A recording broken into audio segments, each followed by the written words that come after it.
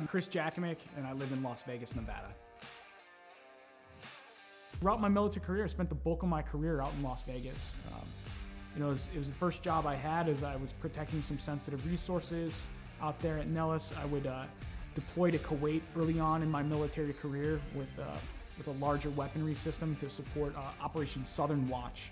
And then from 2003 to 2006, I was part of the emerging drone mission for the United States Air Force and Department of Defense. We were fighting the wars in Iraq and Afghanistan from our backyard. You'd be in war for 12 hours of your shift, and then you'd drive home to your apartment here in Nevada. So psychologically, it was very odd. Like, you felt you were in the combat zone every day because you were seeing it on the screens and it was that important, but I don't know what it did to the human psyche at the time.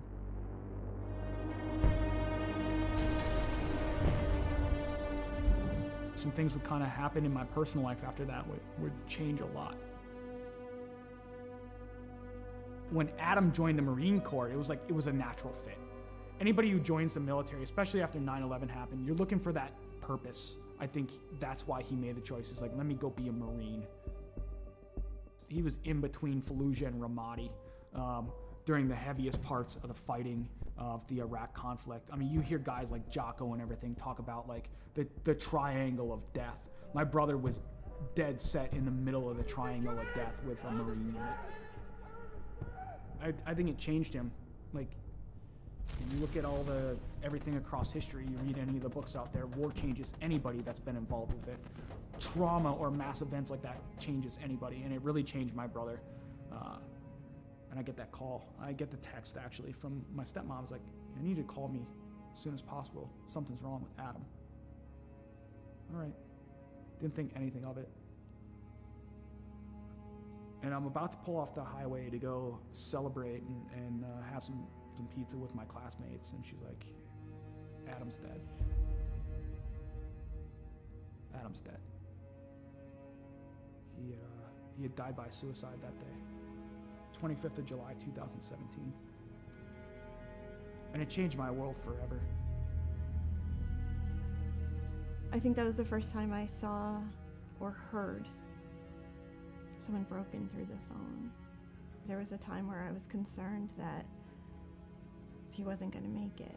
There were times I thought, we're going to have to camp out outside of his house, or we might get that phone call. Are we ready for that phone call? I couldn't catch a break. A fellow first sergeant I served with, he had died by suicide. On the day of my buddy's funeral, I'm going through social media, and I see this, what appears to be a manifesto from one of my old airmen.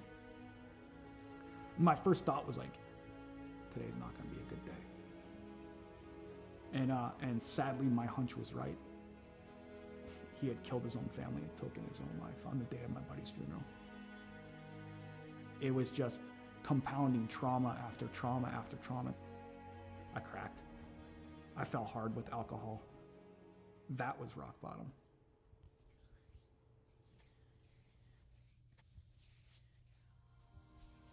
I first heard about Mission 22 just by like surfing the internet and looking on there and seeing some of the programs that they had available. I was like, something seems right about this. To be in a program like the R&R program with them and the innovative things that they're putting together, I have not seen in any other veteran nonprofit. It's putting all this stuff together to heal in the most effective way possible. They're making you do a lot of the hard work through reading, through audiobooks, through physical fitness, through nutrition, open discussion, critical thinking, neuroplasticity and cognitive feedback to where you're developing the brain more. It's given me a chance to regain my life.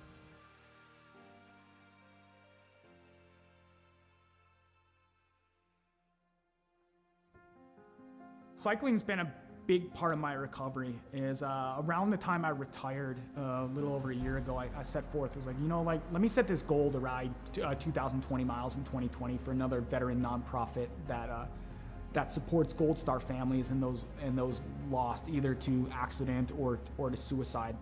Every time I got on that bike, I was like, you know what? There's a name, there's a dash that I'm gonna honor today. Not the dates on the gravestone. Is like, I'm gonna honor that life. So it gave me purpose. And it just became like a release for me to where the pedals would spin and I would get out of my head for a little bit. physically I was starting to feel better. I could see the improvements, and I've tracked my data over the past year, and it's phenomenal on the growth that I've had on a bike. He's just on a mission and is relentless about it. You know, every day he pushes it. From the loss of his brother and a number of different trauma that he had gone through in his life, it was absolutely critical for him to find something that he could sink his teeth into. I think he's taken the ball and run with it with Mission 22, especially the R&R, the recovery and resilience part. I think it makes him stronger in the person that he is today. I don't know why I fell on the bike. It was just like, okay, it called to me, and then I kept going. So you know that scene from Forrest Gump where he just starts running one day and it ends up in Monument Valley in Utah? He's like, I'm tired, I think I'll go home now. I'm not tired yet. I'm not ready to throw the towel in like Forrest Gump did. I'm getting on that bike and I'm keeping on going because there's something about it. There's something about just getting out in nature, having that breeze in your face and seeing some of the beautiful landscape here in Las Vegas where it takes you away from the stressors and the challenges of the world for a little bit. And you can just appreciate the beauty that is out there and be in the moment. And then it got serious because the Air Force enrolled me in the Air Force Wounded Warrior program and it got transformed into Lo and Behold training. If I do this well, maybe I can go represent the Air Force. Maybe my grief and everything in my entire story can come to fruition because I can put the energy into something positive.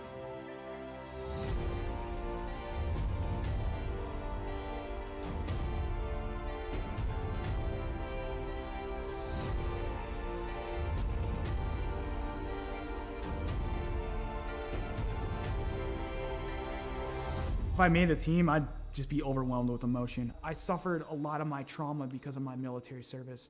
But at the end, it's like, I gotta be grateful that I'm allowed to compete in this because there are others who didn't make it home or lost the war at home that's what it's about.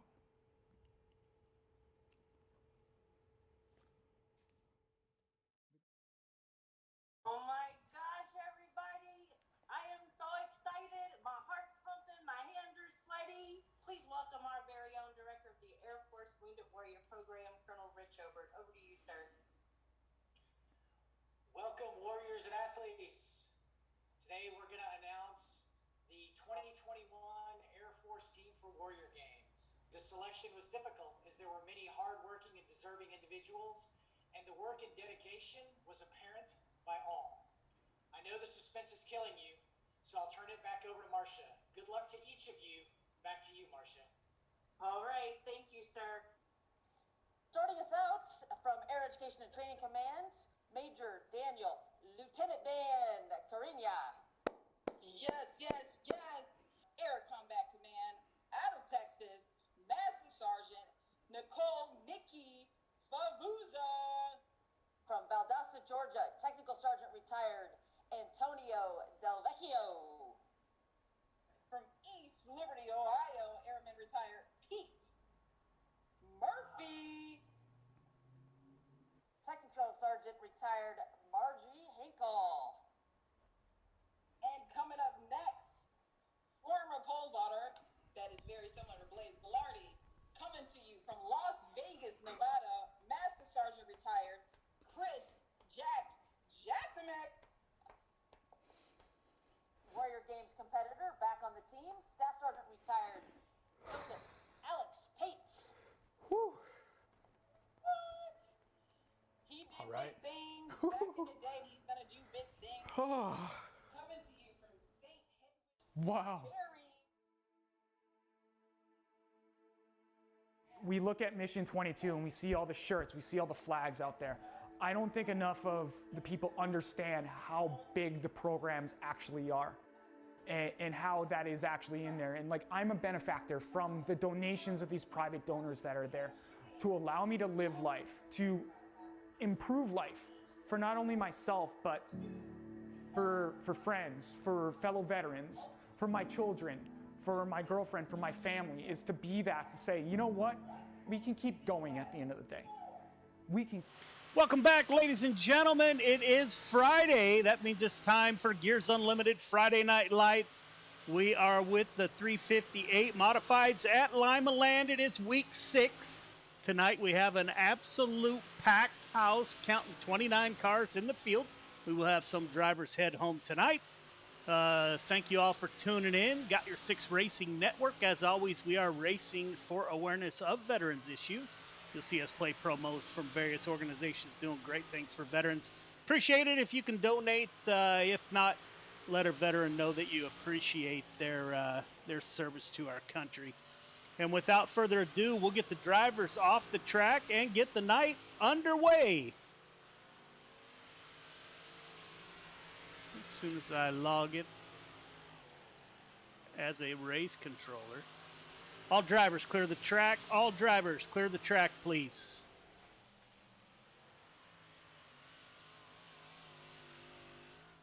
All right, gentlemen, we have made it to Lima Land instead of Lernereville. My apologies for that this afternoon.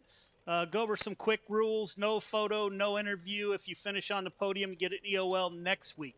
Bring out 2 cautions in any race, be it a heat race or a feature race. You will be DQ'd from that division for that night. Intentional contact is absolutely never acceptable. Does not matter when it happens. Before the green flag, after the green flag. The whole show is broadcast, so intentional contact at any time you are looking at a protest. Wall riding, especially here, will not be acceptable. You'll get a warning, and if it is deemed severe enough, race control will EOL or remove you from the server. If your car starts blinking, first time you're going to get a warning. Second time, you're going to get an EOL. Third time, you will be asked to park it for the night. Incidents do count against your overall points for the night, so keep that in mind. And once a caution comes out, the field is frozen. At that time, you're not going to improve your position. We ask that you get off the throttle and coast to a stop. There's no need to hammer down once the caution comes out, as the field is frozen. We are going to do all restarts on leader tonight. That's due to driver input. And I will let Clayton go ahead and talk about where the restart zone is for tonight. Clayton?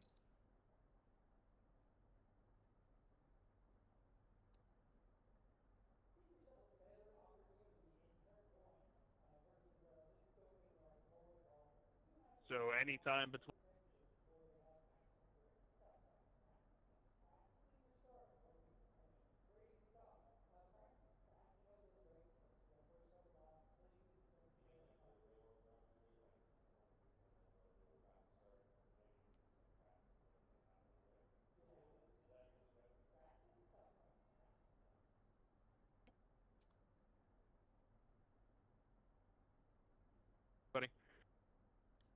It appears I do not have Discord sound at the moment, so we'll probably scratch driver interviews unless I can get that fixed.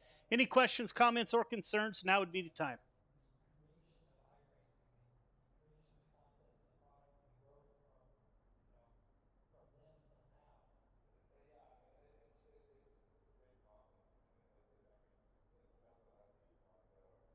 Yeah, 10-4, thank you. I'm just glad that my hauler driver knew we were going to Lima Land because I saw all the chats for Lernereville and I was like, what? Joke, but I hope you're paying for fuel because I kind of went to Lernerville, then you had to go back to Land. So I hope you're paying the fuel bill for that one. Yeah, man, I got you. All right, fellas, we're going to advance to qualifying. Let's put on a great show.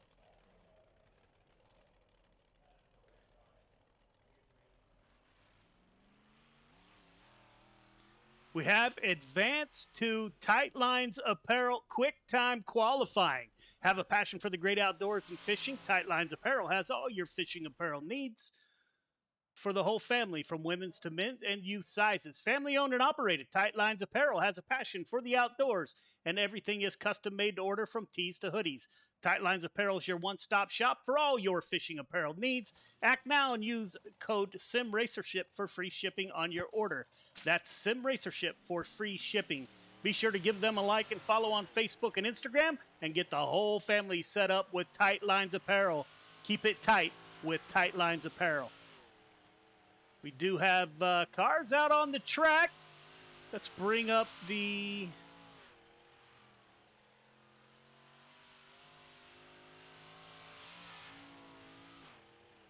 not seeing my board. Give me 1 second. Think the update got me also. Clayton, you got me? Yes, sir, I do. So I can hear you on Discord, so maybe it's back. So, out on track, who do we got up front? Looks like Cale Smith with a 13.020 for Cale Smith. Clay Christopherson shuts it down 10th quick.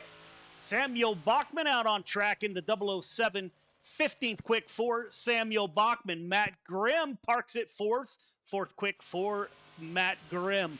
Butch Baker, Venom Racing driver in the 97 out on track. He shuts it down. Scott Scheuer in the 57 machine, Animal Racing driver, 14th quick, 13.188 for the 57. Justin Sick out on track in the 015, 13.228, his first time by. Good enough for 15th quick, and he will shut it down. Matthew Seymour in the 03, 24th quick with a 13.527. Michael Carter moves to the top of the board in the 15 machine. Jax Yan is with us. He is a P2. Jake Brissett, brand new in the 17 machine, is out on track. He is not number 17. We did not get his number set up. The 09 of Ryan Stillwell, 13.163 on his first lap. Good enough for 15th quick.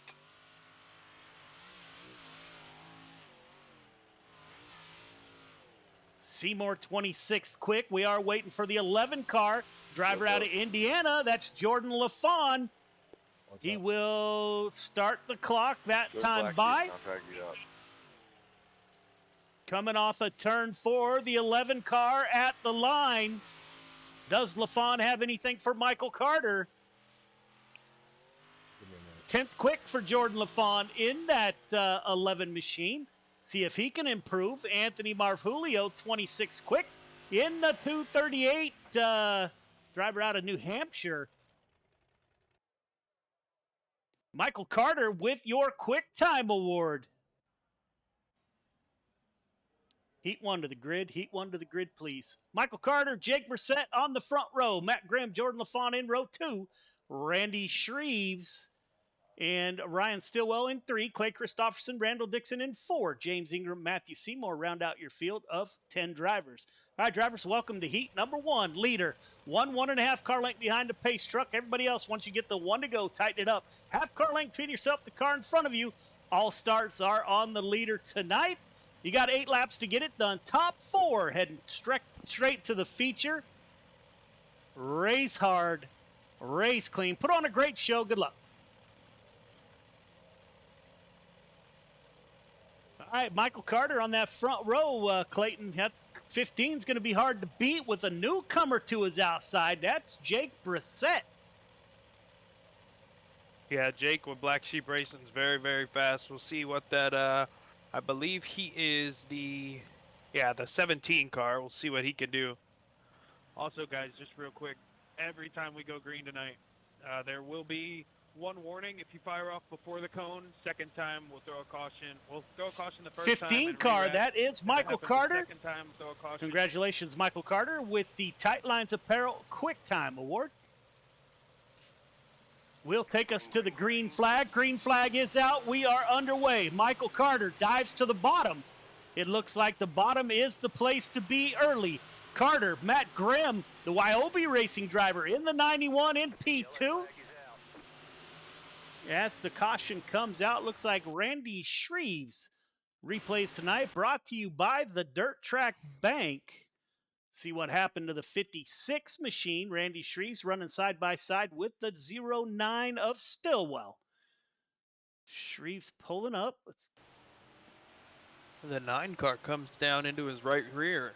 9 swerves down. Yes, sir, on that right rear there. Sends the 9 56 car around. comes down into the right rear of the 56, kicking that off. Car number 9, EOL. On lap 3 of 8, 15 car. Like to thank is at the front of the field. Like to thank everybody from tuning in. See Grandma Pete out in the audience. Ma'am, thank you for joining in to watch Jordan do his thing.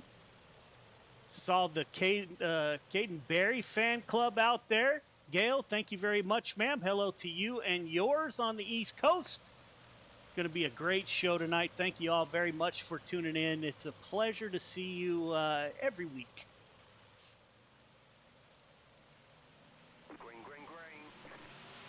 Good restart on the outside. Not sure if Brissett beat Michael Carter to the line. Michael Carter running the bottom. Brissett, he's about a half lane higher. Jordan LaFawn now ducks underneath Brissett.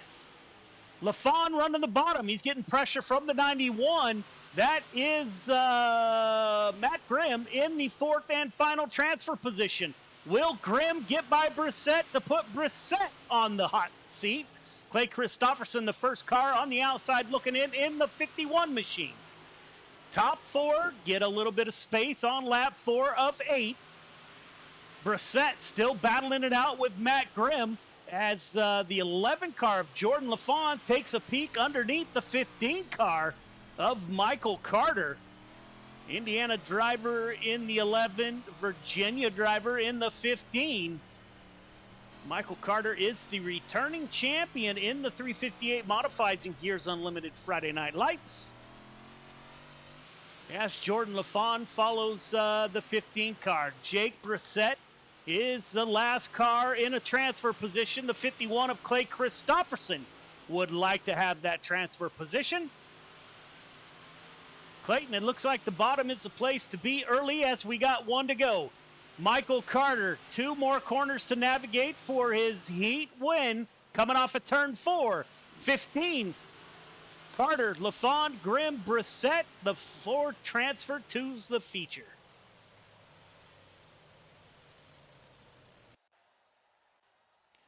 Heat 2 to the grid, heat 2 to the grid, please.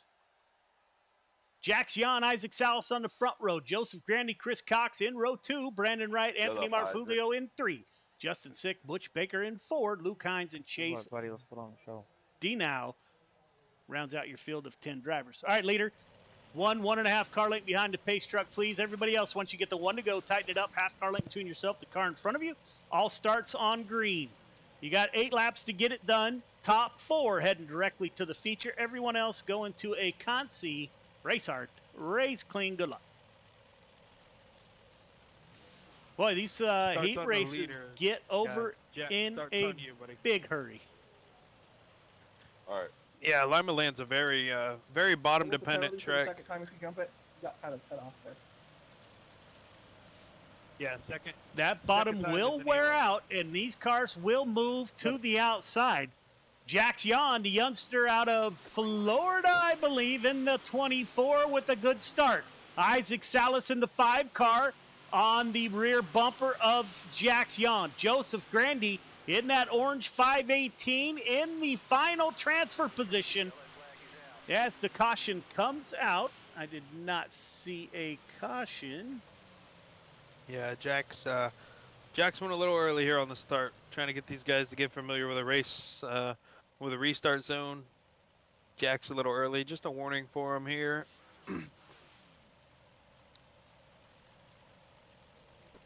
Jax, that cone out of 4 is what we're going with, buddy. You fired off a little early there.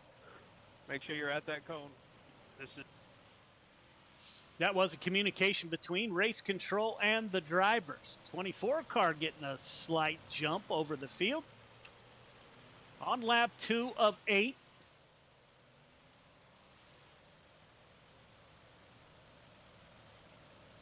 So we will line them back up and get going once again. Jax Jan, Salas on the front row, Grandy Cox in row number 2. Those are your 4 transfer drivers. The 22 IC machine of Brandon Wright is the first car on the outside looking in. Anthony Marfulio in the 238 is on the outside. As the green flag comes back out, Jax Yon with the restart. We are side by side by side. A little bit of contact with the 515 of Chris Cox as he tries to get to the rear bumper of the 518. Now Grandy in the 518 putting pressure on Isaac Salas as the caution comes out.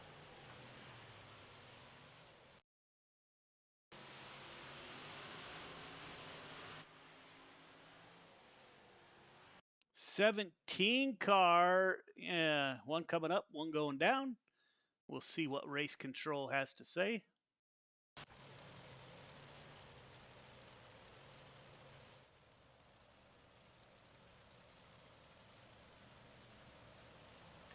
Tonight's 358 Modifieds brought to you by A&J Landscaping. I'd like to thank those folks for stepping up and becoming a division sponsor. Anybody out there like to sponsor Gears Unlimited Friday Night Lights, send us a message. You can go to our Facebook page. Send me an email, joe@gy6rn.com, and we will find a way for you to participate in this 64-car league. Jax Yon at the front of the field. Isaac Salas still to his outside. Top four have not changed. On lap 2 of 8.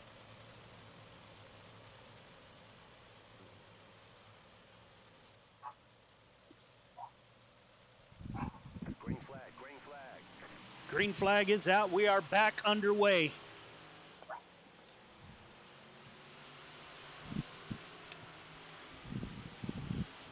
Jax Yon to the front of the field. The 518 makes a little contact with the 5. And we have trouble in the back. Looked like Marfulio, a little bit of checking up there going on in front of him. In that 238, he was running 5th. There's the contact. 518 has to check up. The 97 into the left, or the, left rear of the 238. Chain reaction after that.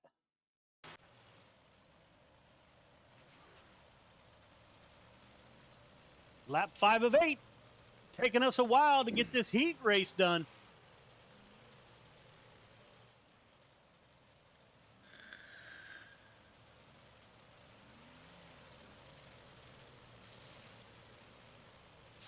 Jax Yon still at the front of the field. Isaac Salas P2. Joseph Grandy. Chris Cox in the 4th and final transfer position.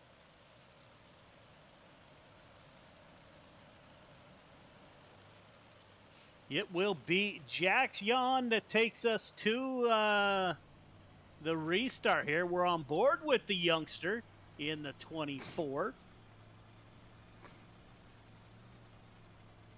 Pace truck is off. We are single file. On board with the 5 of Isaac Salas, driver out of North Dakota. Venom Racing driver pulls up to the rear bumper. Good start by Jax Yon as he opens up a bit of a gap between himself and the 5 car. Anthony Marfulio put the 238 in the 4th and final transfer position. Brandon Wright in the 222 down low. They make contact. That is not going to work. Chris Cox lucky to get to the bottom and get around him there. Caution's going to come out here. 238 of Anthony Marfulio. Oh, the 22 of Brandon Wright just comes up. Slides up and gets into the 238. Puts Marfulio into the fence.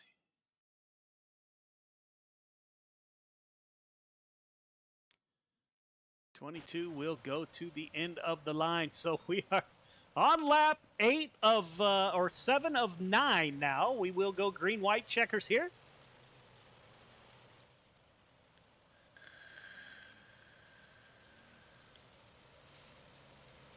Jax Yon, Isaac Salas, Joseph Grandy, Chris Cox, your top 4.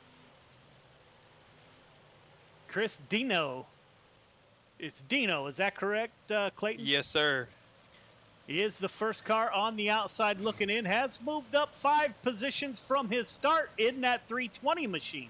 but it will be Jax Yon at the front of the field, taking us back to green. Good restart by the 24. Isaac Salas in P2. The 515 down low. The 518 run in the middle. Jax Yon coming off of turn 4. Side by side, the 515 and Joseph Grant, or the 515 of Chris Cox and the 518 of Joseph Grandy. Top 4 getting away from the field. As Jax Yon goes to the middle, Isaac Salas dives down low. Yon, Salas, Grandy, Cox, your top 4 heading directly to the feature.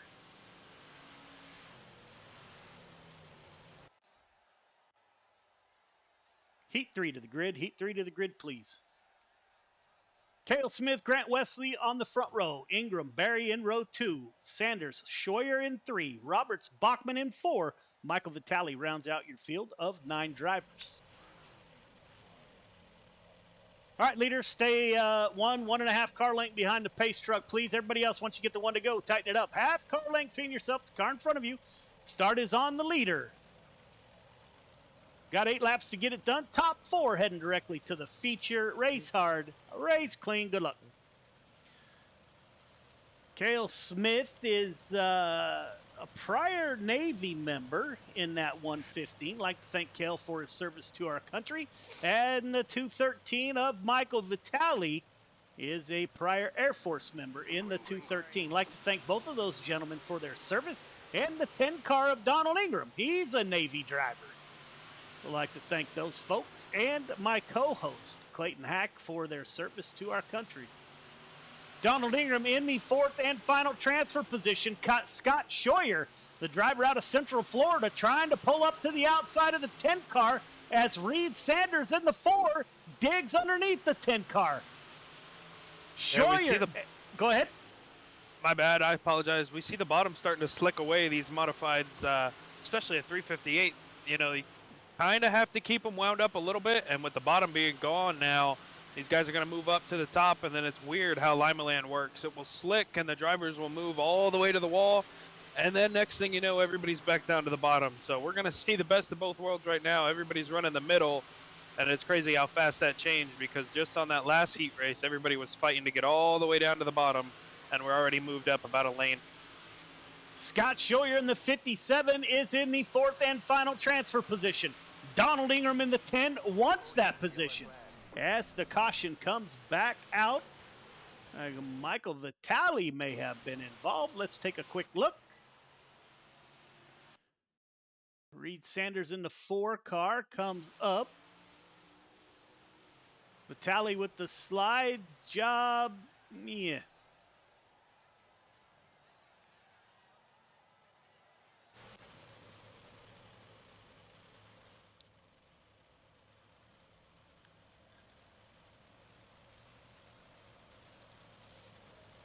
Smith, Wesley, Barry, Scheuer are your top 4.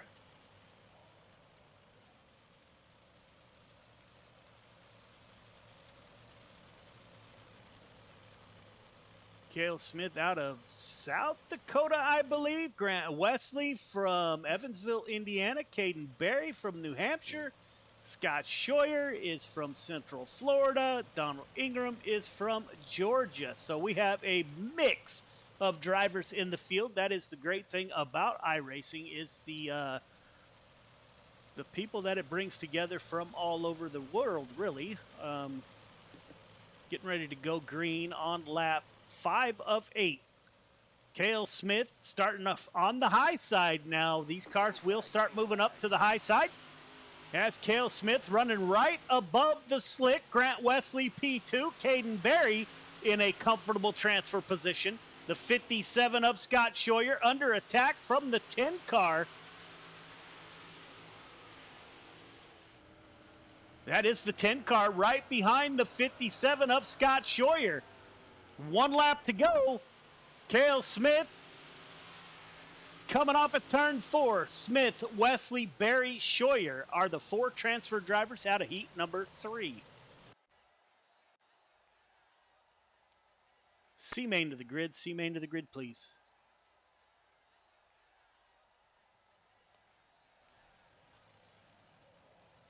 All right, drivers. Welcome to the C main. Leader 1.5 car length behind the pace truck, please. Everybody else, tighten it up. Half car length between yourself, the car in front of you. Once the with 1 to go. The restart is on leader. Got 10 laps to get it done. 4 of you will transfer to the B main. Race hard, race clean, good luck. We forgot to talk this week. Well, we talked, but not about iRacing, Clayton, about how to, I'm sure everyone in the B will transfer, and only 4 out of the C will go to the B, so we still need to figure that out. Oh, yeah, I remember that. Yeah. Simple fix. I'll show you after. Pace truck is off, as is the 4 car of Reed Sanders. Ryan Stillwell on the outside. Currently, Chase Dino in the 320 is the 4th and final transfer driver, as the 22 of Brandon Wright moves up. He's getting on the top side of the 320. He's running the middle. It looks like the 22 will now move up into that final transfer position, as Michael Vitale in the 213 battles back. Up front, Reed Sanders getting it done. Ryan Stillwell, P2. Samuel Bachman, P3. Brandon Wright in the 22 in the 4th and final transfer position. Michael Vitale in the 213 Gears Unlimited ride is able to move up. He is the first car on the outside looking in as the caution. We saw that one live. Yeah, and when would you ever expect Michael Vitale to be in threat of elimination right now? Yeah, that's something that you don't see too often for sure. Take a look at the 320s incident here and see what happens. Oh, he just gets too loose, comes down into, gets in the I believe side. it's 27 of Luke Hines.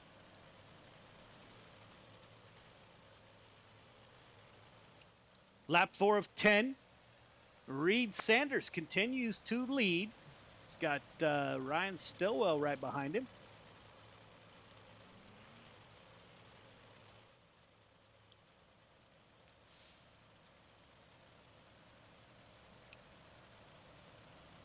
See Rhonda out in the audience, part of the Caden Berry fan club, ma'am. Thank you for joining us again tonight. Always a pleasure. As we are getting ready to go green one more time, the 4 car of Reed Sanders will start us. All restarts are now on the leader. That was a driver input that changed that.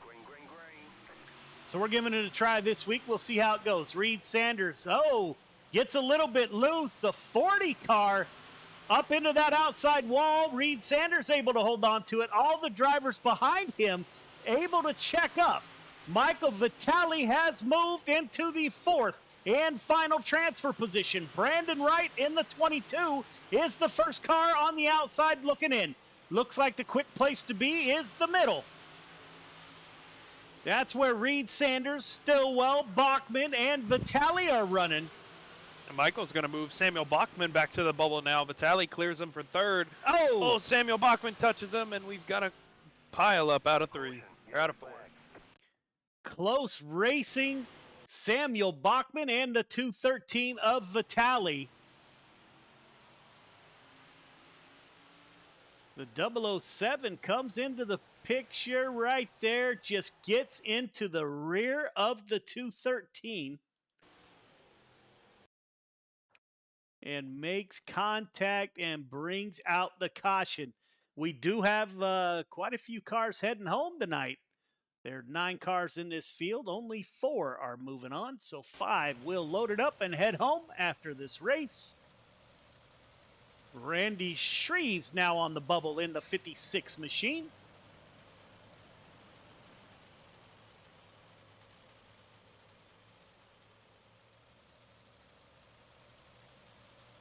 As Reed Sanders in the 4 machine will take us back to the green flag on lap 8 of 10.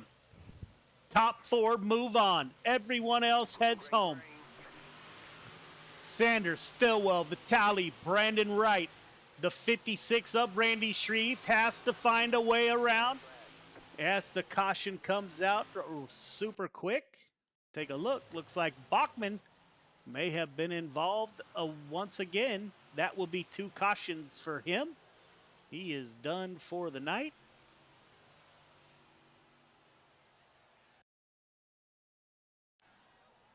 Ooh. Might. Maybe I spoke too soon. Yeah, I'm going to have to watch this one a little too slow. Samuel Bachman's running the middle. He does come up, yes, but Luke Hines with the majority move there. Luke Hines comes down as well. That's going to be a racing incident. However, the 007 of Samuel Bachman jumped that last restart there. I saw it.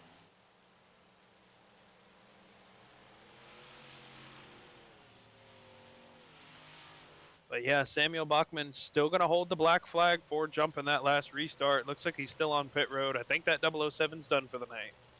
And we did make some changes also to those fans out there. Know that we were waiting for drivers to be able to enter back into the field. We're going to let iRacing control that from here on out. 10:30 at night back on the East Coast is a little bit too long. We were at 4.5 hours last week. So we're going to try to alleviate that and speed the process up. Sanders, Stillwell, Vitaly Wright, your top 4. Randy Shreves has to find a way around the 22.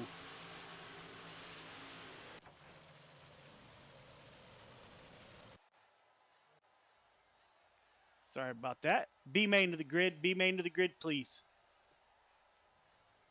Clay Christopherson, Justin Sick on the front row. Ingram Dixon in row 2. Marvulio Robertson 3. Seymour Baker in 4. Sanders Stillwell in 5. Vitaly Wright in row number 6.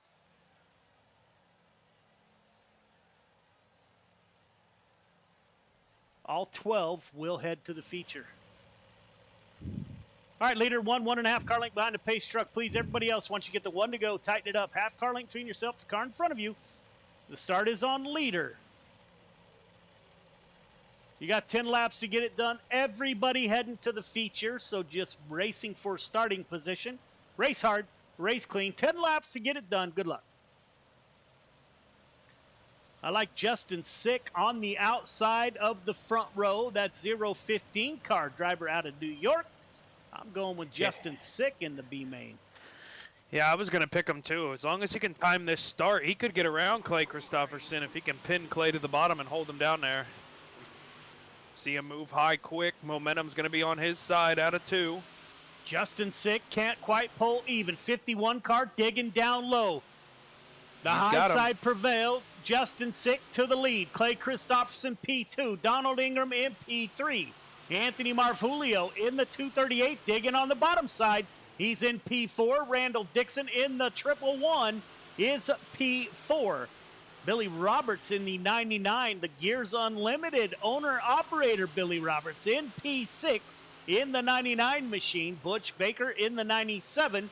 Venom Racing driver is back in P7.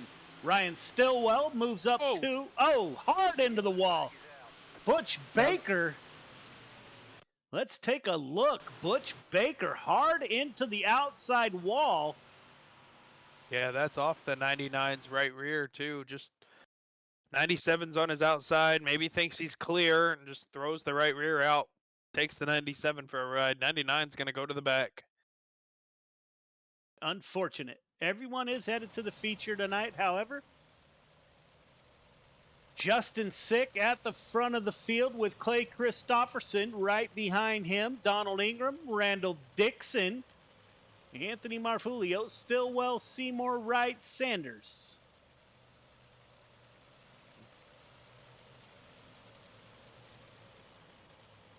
I am waiting for Justin Sick. He's been close, had bad luck. I'm waiting for the 15 car to bust out.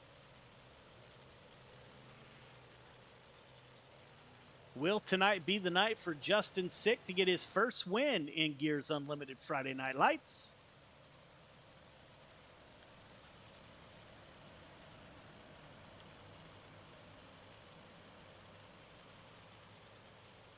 It will be Justin Sick that takes us to the green flag. Restart is on leader. Sick is off. He's got Clay Christopherson on his outside. Those two have swapped places. Christopherson not able to get side by side.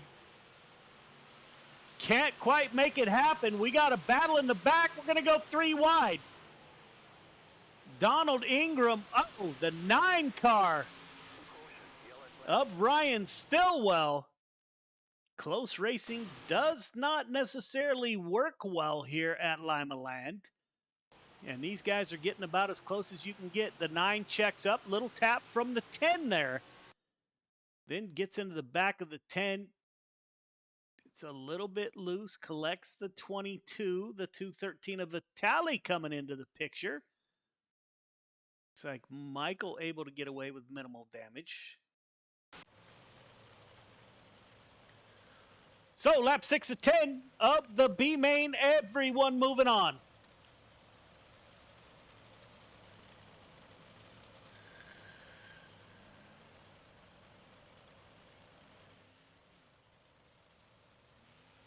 We will have a 25 lap feature coming up. Don't forget, coming up next, we have the Pro Late Models right here at Lima Land, and we will close out the night with the 305 sprint cars.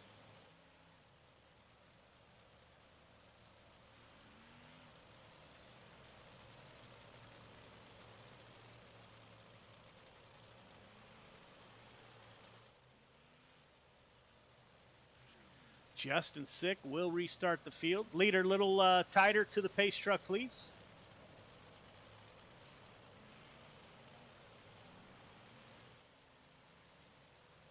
Justin Sick will restart us here. Lights are off on the pace truck. Justin Sick on the bottom side. Clay Christopherson on the high side. Field kind of strung out at the restart. Sick will go down low, slide up, get on the high line. Clay Christopherson thought about a crossover, could not quite get it done as the caution comes out once again.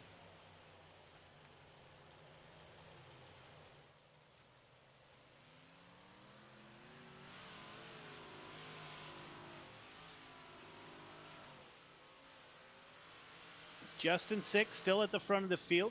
Christopherson, Dixon, Ingram, Marfulio, your top 5.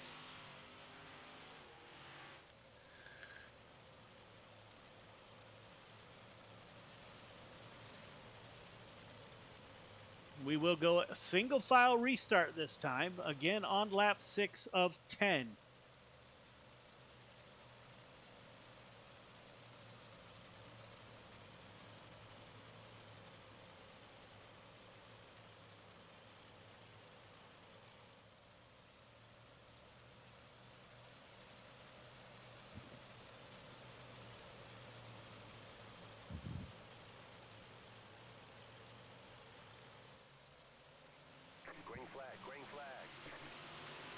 Green flag is back out. Justin Sick at the front of the field. Uses the same line on lap 8 of 10. Christopherson P2. Anthony Marfulio as the 238 does. Running that bottom side as your top 4 move up to the high side. We are single file. Justin Sick on lap 9 of 10. 2 to go. Coming to the white flag. 1 to go. Justin Sick in the B main at the front of the field. Makes contact with the outside wall. Clay Christopherson closes in on the rear end. Randall Dixon now falls back in the 111. It will be Justin Sick, Christopherson, Dixon, Ingram, Marfulio. Your top 5 in the B main. Everyone moving on.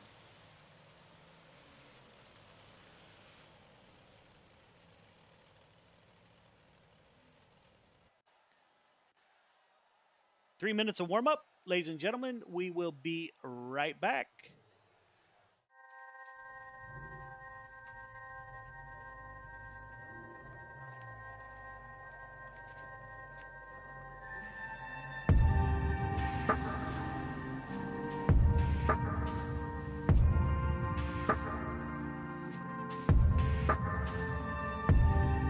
Our biggest thing is getting the word out, awareness of Mission 22, the struggle as it is to fight PTSD and suicide.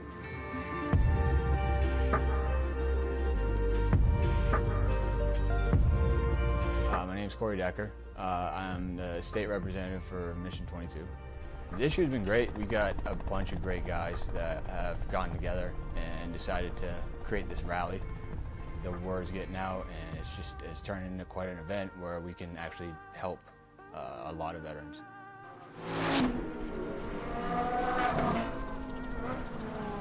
It's a great event, but you really have to go and see it for yourself, and it's really one of those things that's an experience. Just going that weekend, we've seen how it changes people.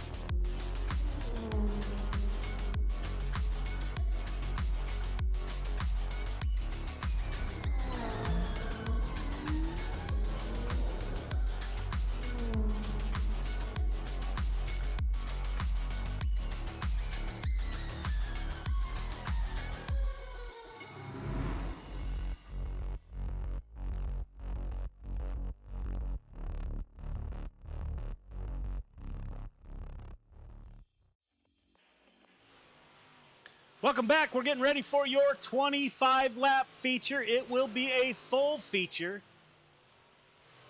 with 24 cars. Feature to the grid, please. Carter Yan on the front row, Smith LaFawn in row number 2, Salas Wesley in 3, Grim Grandy in 4, Barry Brissett in 5, Cox Scheuer in 6, Sick Christofferson in 7, Dixon Ingram in 8, Marfulio Seymour in 9, Sanders Vitale in 10, Roberts Baker in 11, Stillwell and Brandon Wright round out your field of 24 drivers.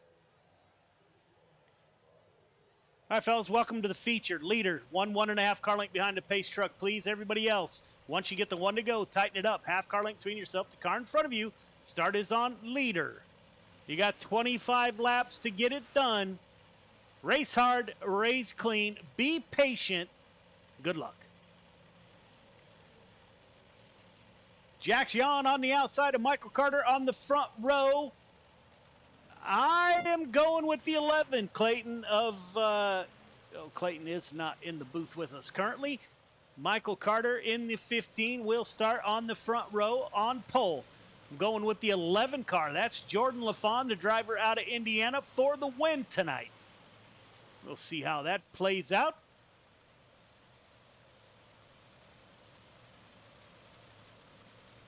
Tighten it up, please. Okay, I'm back. Jax Yan laying off the leader here. We are lined up. The field looks good. Lights are off on the pace truck. We are getting ready for the first feature of the night. Michael Carter will start us in that 15.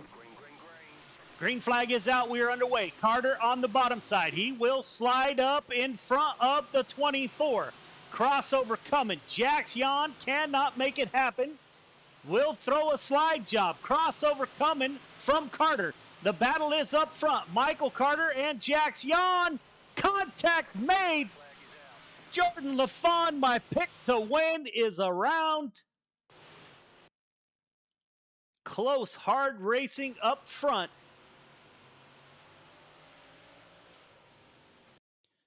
Jordan LaFont checks up for the 24, and contact is made by the 88.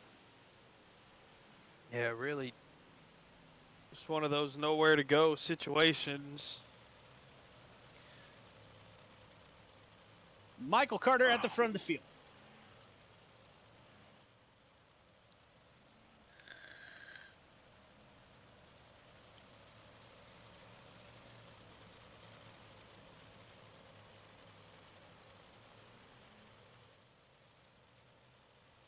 So my pick of winning is the 11 car of Jordan LaFont. He's going to come from the back. Grandma Pete, if you're out there, don't worry. All is not lost.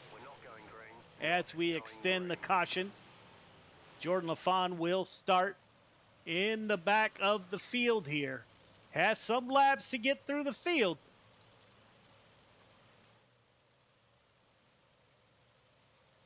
Again, Michael Carter will take us to the green flag. Got Jax Jan to his outside. Those two battling at the front of the field early. Lights are off on the pace truck, getting ready to go back green. Clayton, you never made your pick. I got to go with Jack Sion on the outside, row 1. No votes for the 15 car of Michael Carter. Here we go. Green flag is back out. 15 car of Michael Carter will slide up in front of the 24. His teammate, that is the 115 in the white and blue car. The CTM drivers. Oh, contact made. Salas makes a little contact. They're able to drive through it. Michael Carter at the front of the field with Jax Jan in tow. You got a couple of cars working down low. That is the 115 and the 91. That is Smith and Grimm. Scott Scheuer, Animal Racing driver, brings out the caution in the 57. The 11 just way too hot into the corner. Collects the 57. Jordan LaFont makes contact. So the 11 car EOL. There is still time. There is still time.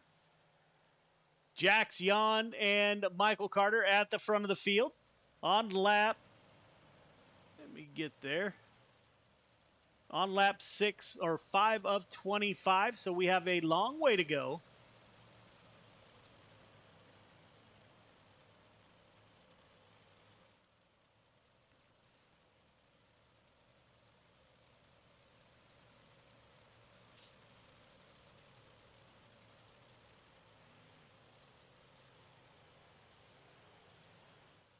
We got Donald Ingram made it off of pit road after the towing with the accident he was involved in.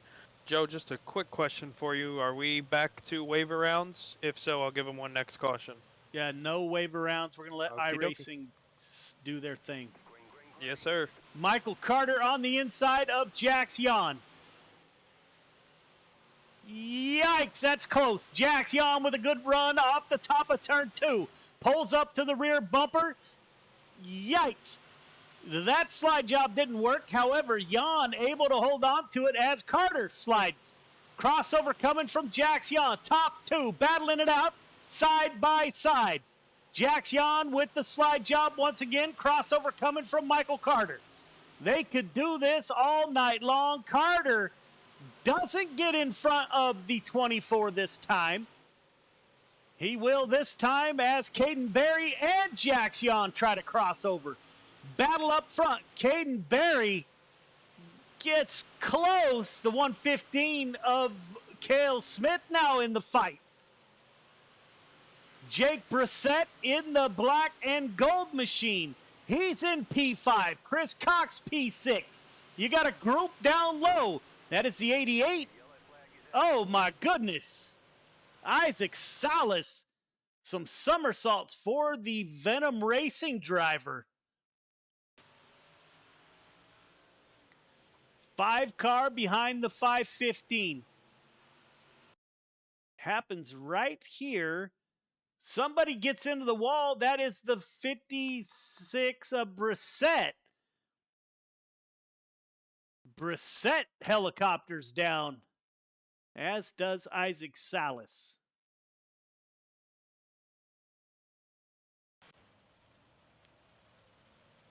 So, a lot of mayhem here on the short track. This is I think it's our first short track of the season. I'm not sure. Clayton, I can't remember.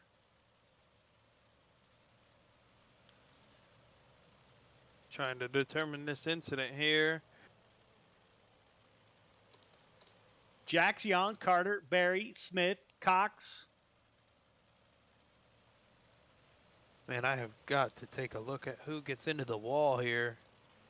50. That is Brissett.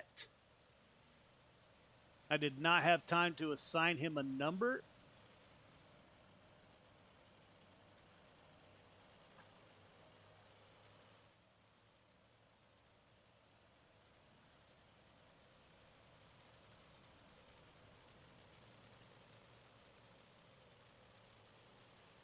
Jax Jan at the front of the field, followed by the 15 car of Michael Carter, your reigning champion.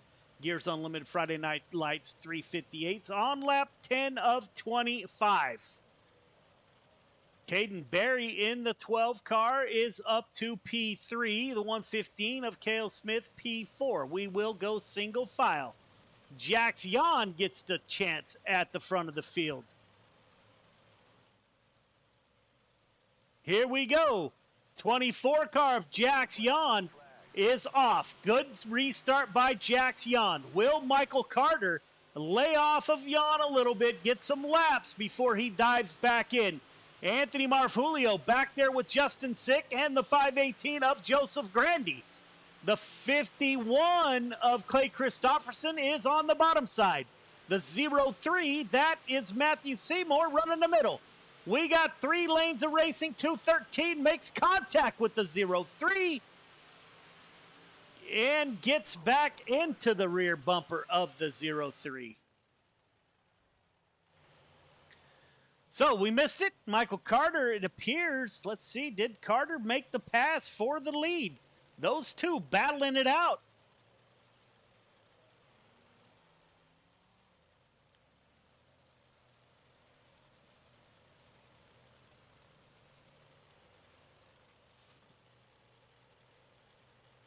We are on lap 14 of 25 or 13 of 25.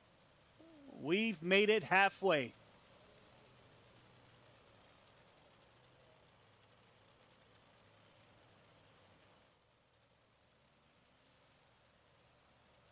A ton of cars on the track this small.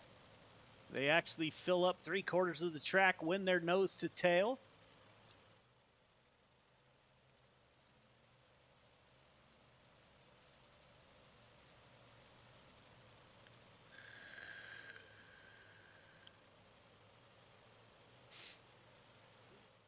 Michael Carter did take back over the lead, and we were away looking at the back of the field.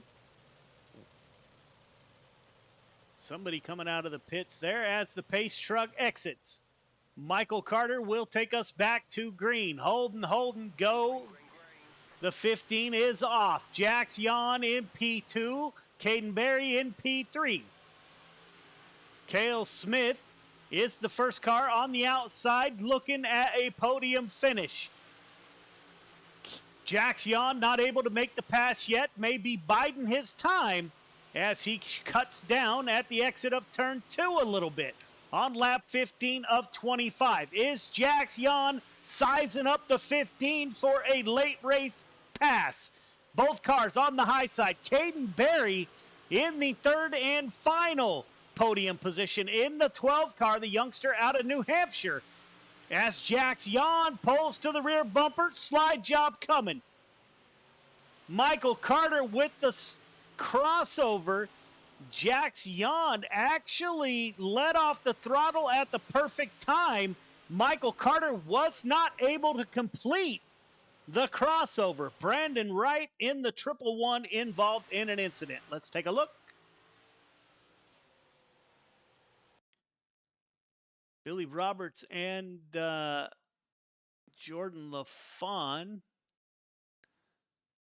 make contact. Jordan LaFawn not having the race that he wanted to have for sure. Jordan LaFawn's going to get disqualified. The 11 will be disqualified for his second caution of the night. No, it was definitely the intentional contact on that 99 of Billy Roberts. They touched coming off a 2. Billy keys up and, you know, notifies of the incident, and instead of accepting it, Jordan comes back around the track and T-bones Billy as he's coming to on the backstretch, pulling down off the track. So unfortunately, it sounds like we have an incident of intentional contact, which will be reviewed. As you hear in the driver's meeting, intentional contact will result in suspension. So we will take a look post-race. Meanwhile, lap 18 of 25. Jax Yawn at the front of the field. Michael Carter, P2. Caden Berry, P3. Berry has been minding his P's and Q's, running on the high side while the top two battle it out. Is Berry waiting for the perfect opportunity? Is the 115 of Cale Smith waiting for his opportunity for a late race dash to the podium? Up front, Jax Yawn pulling away from Michael Carter now. The youngster in the 24 breaking away from the field on lap 21 of 25. Michael Carter into the outside fence, as was somebody else. Didn't catch it, saw it out of the corner of my eye. Caden Berry holding on to the final podium. Cale Smith wants the final podium. We'll go on board with Cale Smith in the 115 as he is running right behind the 12.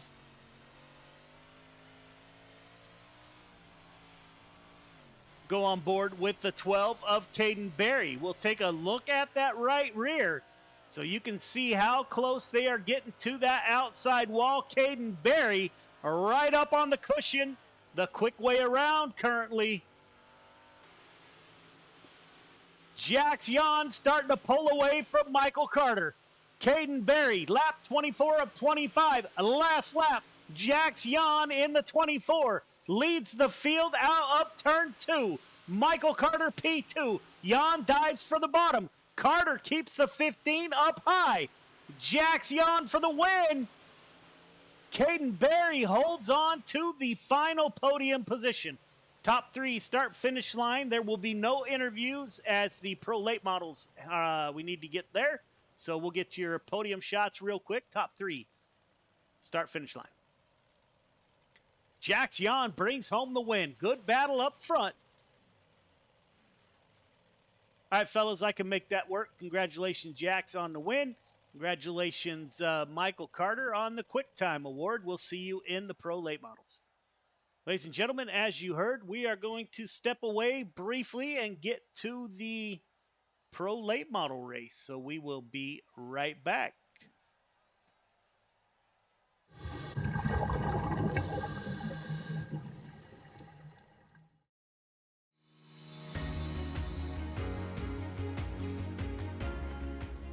My name's Nick Powers, and I'm the president and lead instructor of Warfighter Scuba.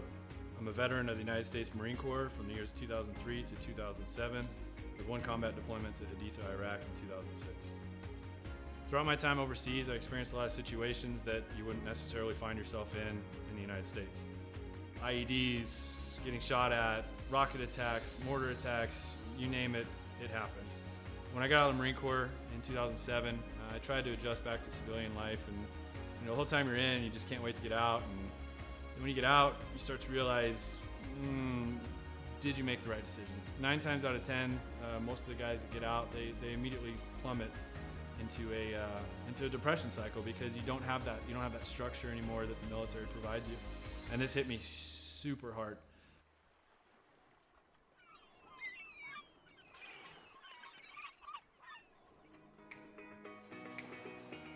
We moved to one of the #1 top dive destinations in the entire world, and I figured I'd start getting back into scuba diving.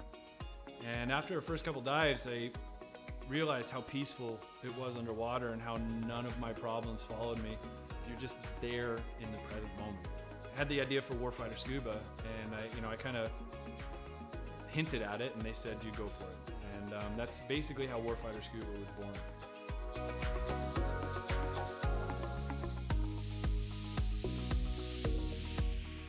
So Warfighter Scuba is a nonprofit. We're a 501c3 nonprofit with the IRS. We bring combat wounded veterans down to the Caribbean to teach them scuba diving to treat their wounds. Whether their wounds are physical or mental, such as PTSD, scuba diving is a extremely therapeutic activity for mental stressors and for physical ailments. Mentally, as soon as you go underwater, your body just reacts. It's not normal. You're not meant to breathe underwater. Automatically puts you into the present moment.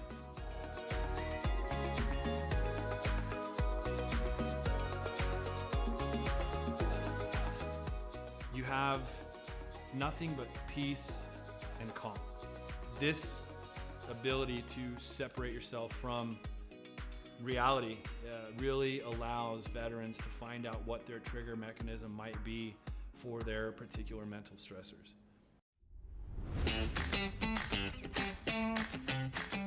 So every veteran who comes through our programs gets a 100% funded trip. Each veteran also receives a round-trip ticket from their home of record. That ticket will bring them straight into Roatan, and their entire week stay, their hotel, their meals, their snacks, everything's paid for. And so that veteran can get an entire week away from reality and completely separate from any kind of problems they might be facing at home. So each veteran receives very private and intimate training sessions when they come down to Roatan. We first start in the pool. We do some confined water skills. We'll then switch out to the open water dives. From that point on, it's not even training anymore. It's just fun. It's learning on a level that I don't think most people have experienced before. We do all the certifications for them that we can in a week at their pace, from open water to full face mask to nitrox. Every trip that we have, whether it's one veteran or 4 veterans at a time, we just have a blast. There's no bad karma. We've seen sharks, we've seen turtles. We've seen 4 eagle rays at once. Just the things that happen when we're in the water together are truly, they're just unbelievable. The dedication that these vets have now to scuba diving and to wanting to come back and to help other veterans experience what they've experienced, it hits me in the heart more than most things have ever hit me in my heart. It's truly an honor to take these heroes into the water. It's really cool to see the transformation that happens to them, from being, oh my gosh, I don't know if I'm gonna be able to do this. I've gone snorkeling a few times, or I'm not that good of a swimmer. And the funny thing about scuba is none of that matters. You're completely weightless in the water. You could come down and have 0 experience in the water and be one of the better scuba divers out there.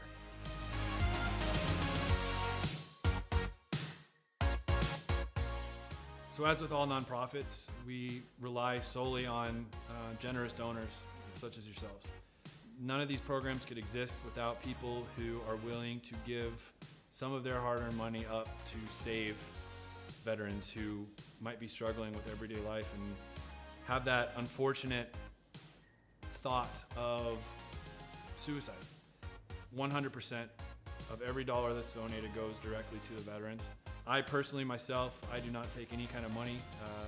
All my time is donated. There's no salary to anybody who's on the board or any staff positions in Warfighter. Donations can be made on our website at www.warfighterscuba.com. Welcome back, ladies and gentlemen. We are here with the pro late models, getting ready to call the drivers off the track here momentarily. All drivers clear the track. All drivers clear the track, please.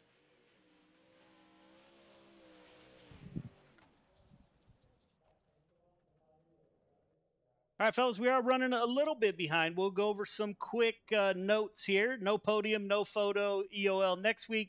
2 cautions in any race. You are DQ'd. Intentional contact will result in a suspension. Call-outs need to stop. Race comms are for informational purposes only. If you have anything to complain about, race comms is not the place to do it. You are looking at a suspension. That's all I have for tonight as we try to get back on time here. Any questions, comments, or concerns?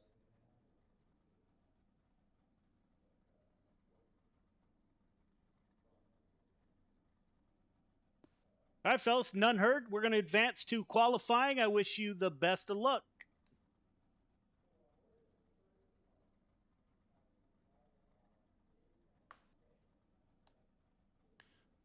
So we're getting ready to go qualifying here. Tonight's Quick Time Award brought to you by CTM Motorsports. $10 goes to the driver with the quick time tonight, and that is accumulative over the season and will be paid out to those drivers in week 13. I'd like to thank the CTM boys for coming on board and sponsoring the Quick Time Award. Joseph Grandy in the 518 out on track. Rick Gibson with us in the 38. Rick Gibson, active duty Navy station in Oklahoma. I'd like to thank Rick for his service to our country. Cale Smith, Navy driver, is back with us in the 115. Let me see if I can catch them all. I don't see the 113 of the tally. The 10 car, Donald Ingram, Navy driver with us. Like to thank all of our veterans in the field. 88 car of Grant Wesley at the top of the board. 12.407 for the 88. Cale Smith shuts it down 5th quick. Donald Ingram shuts it down 10th quick. Randy Shreves out on track in the 56 for his first pass by. 11th quick for Shreves, 12.753. Can Shreves improve on his second lap? Ryan Stillwell, Animal Racing driver, Grant Wesley's teammate, out on track. Coming off of turn 4, will Stillwell move up the board? Must have hit the wall as we did not get a time. James Ingram in the 40 machine. 16th quick for James Ingram. Michael Carter in the 15 out on track. Will Michael Carter, second quick, 12.502 for the 15. One more lap for Carter. Can he improve and take over his own quick time? No, sir. 12.493, not quite enough. Scott Scheuer shuts it down 11th quick. Brandon Wright out on track in the 22. Grant Wesley with a 12.407 at the top of the board. Brandon Wright coming to the line. 15th quick for Brandon Wright. James Ingram just wrapping up 19th quick. Still waiting on Marvulio, Haynes, Schatzer, and Tormachi. So those drivers are flirting with missing their heat race. We do have a full field. Jason Hines in the 66, driver out of Canada, makes it out of the pits. Let's see how the 66 does. Little loose coming off at turn 4 that time by.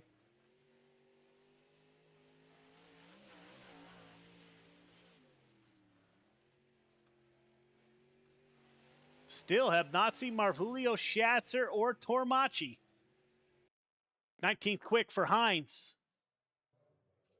Grant Wesley with your CTM quick time. Heat 1 to the grid. Heat 1 to the grid, please. Wesley Kemper on the front row. Cale Smith, Samuel Bachman in row 2. Barry Shreves in 3. Hines Schatzer in row number 4. All right, leader, 1.5 car length behind the pace truck, please. Everybody else, once you get the 1 to go, tighten it up. Half car length between yourself to the car in front of you. Start is on leader. Do not jump the start. Do not pass before the start-finish line. Got 8 laps to get it done. Everyone headed to the feature the last I checked. Congratulations to the 88 car of Grant Wesley with the CTM Motorsports quick time. Good luck.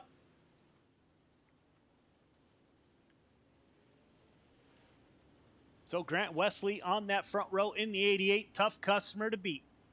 Got the 181 of Jeffrey Kemper, the driver out of Oregon, on his outside.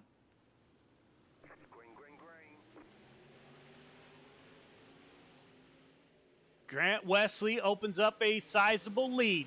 Cale Smith able to wind up the 115 and get up to P2. Jeffrey Kemper falls back to 3. Samuel Bachman, Caden Berry running the bottom side. Looks like the 12 car a little bit tight there on entry. Caden Berry up to P4. He moves up 1. Up front, Grant Wesley getting it done. Cale Smith in P2. Jeffrey Kemper, Caden Berry, Samuel Bachman in the 007. Randy Shreves in the 56 makes contact with Jason Hines. Up front, Wesley on lap 4 of 8 in the 88 car. Getting it done. Started from the pole, led every lap so far. Coming to the line, Wesley, Smith, Kemper, Berry, your top 4.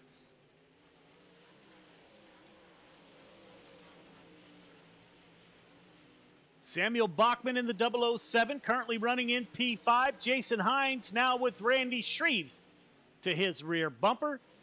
Up front, the 88 car has not looked back. Cale Smith in the tire treads of the 88.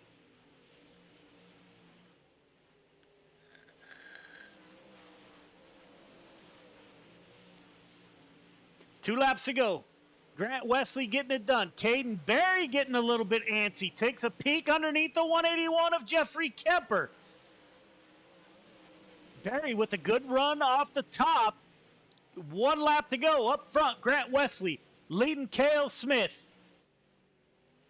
Coming off at turn 4. Oh, that was turn 4. Wesley, Smith, Kemper, Berry, your top 4.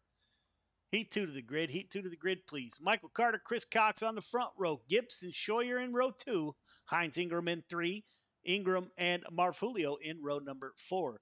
All right, leader, 1.5 car length behind the pace truck. Everybody else, once you get the 1 to go, tighten it up. Half car length between yourself, the car in front of you. The start is on the leader. Do not jump the start. Do not pass before the start finish line. Got 8 laps to get it done. Everybody heading to the feature. Race hard, race clean. Good luck.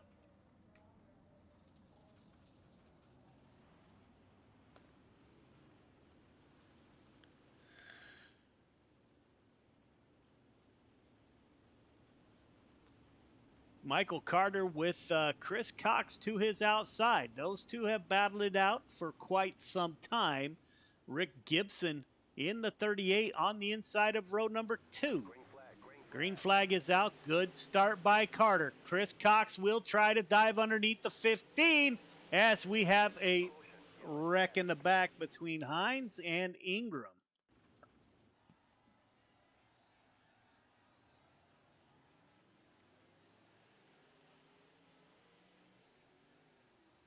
Looks like the 17, something weird happened. Nowhere for the 40 to go.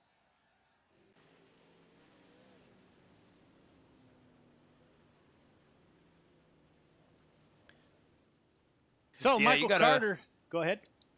Sorry about that. If these late models if they don't rotate in the corner like you want them to, you can always give it a little bit of a brake jab and it'll throw the rear end out. But at the same time, if somebody's right behind you like we saw there, James Ingram definitely not expecting that.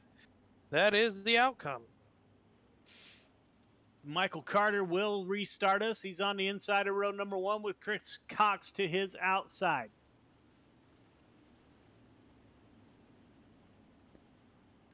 Got an Animal Racing row 2.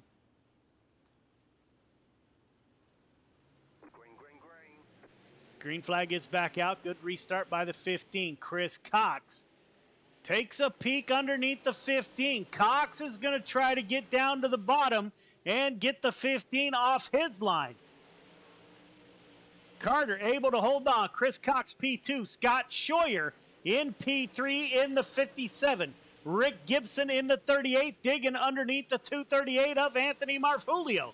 Marfulio in P4 in the 238, up 4 positions from the start. Lap 4 of 8, halfway home, next time by. Somebody on their lid in the back.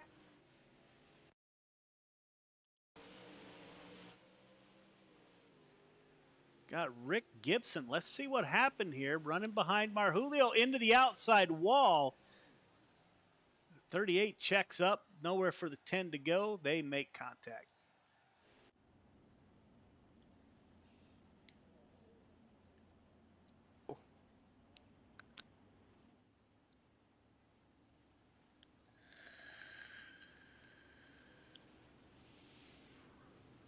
Michael Carter will restart at the front of the field. Chris Cox trying to win heat number 2.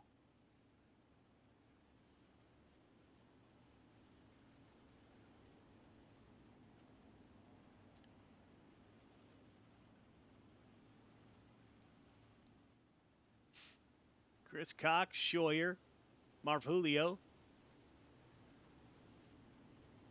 Lights are off on the pace truck. Single file restart, as you can see. Pace truck is off, as is the 15 of Michael Carter. Good restart by Carter. Chris Cox able to go with the 15. Scott Scheuer right behind the 515. Anthony Marjulio in P4. The 17 car of Luke Hines in P5, followed by Donald Ingram and Rick Gibson. Can Rick Gibson get back through the field? We saw Gibson last week, Clayton. He had some bad luck. Yeah, Eldora was really tough for that 38.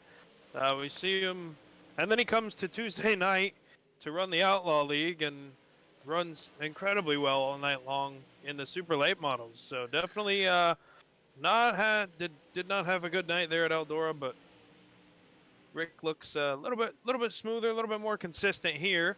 We'll see what we can see out of that 38 car later tonight. Carter, Cox, Scheuer, Marjulio, your top 4.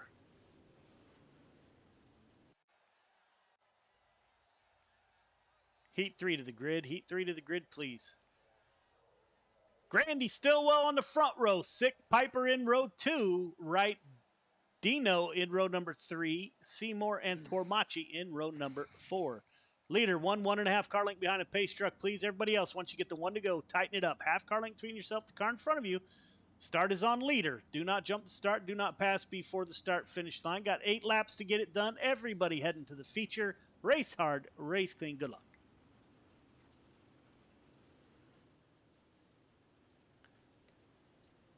Joseph Grandy in that 518. The stout driver Ryan Stillwell to his outside in the 09. Animal Racing driver can also hold his own for sure. Green flag, green flag. Good start by Grandy. Gets in front of Stillwell. Justin Sick on the bottom side. They thought about 3 wide. Grandy gets down to the bottom. Contact made between the 9 and the 518. Brings out the caution. Let's take a look. Stillwell in the 09 machine. Right behind your leader in P2. Grandy goes into the corner. A little bit of contact made. Turns the 518. The 09 on the brakes. No place for the 15 to go.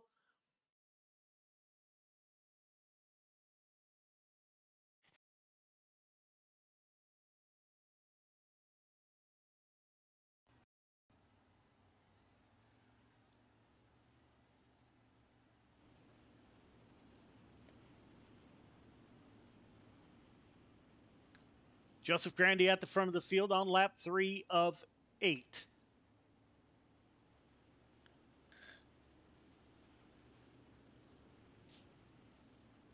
Seeing all these cautions making me a little bit nervous. Tomorrow is our first time on the track in real life. See how that goes. If you get them out of the way tonight, Joe, here in your league, you should be fine tomorrow night. 56-year-old rookie on a dirt track. Can't wait till tomorrow at noon California time. Green flag is out. We are back underway. Joseph Grandy at the front of the field. Justin Sick peeking underneath. Stillwell gets his position back in the 09 and still running fairly strong. Car a little bit bent up, but he's holding his own up front. Rod Piper in the 92 in P4. Piper just joined Gears Unlimited Friday Night Lights today. Rod Piper giving that 92 a good ride. Joseph Grandy at the front of the field. Stillwell, Sick, Piper, Chase Dino in the 320. Side by side with Brandon Wright and Seymour in the 03. Grandy pulling away from the field a little bit as Stillwell in tow. Justin Sick. Everybody running that middle lane.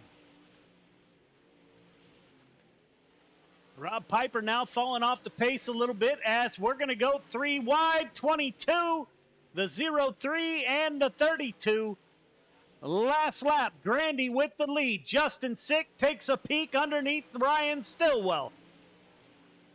Last corner to get it done. Sick on the bottom. Grandy will win, followed by Stillwell, Sick, and Piper.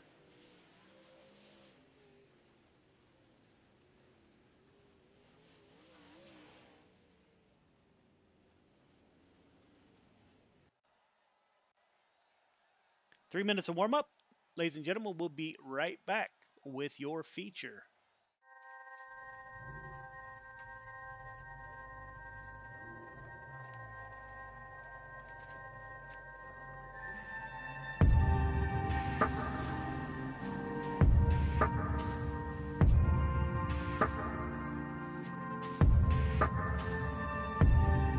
Our biggest thing is getting the word out, awareness of Mission 22, the struggle as it is to fight PTSD and suicide.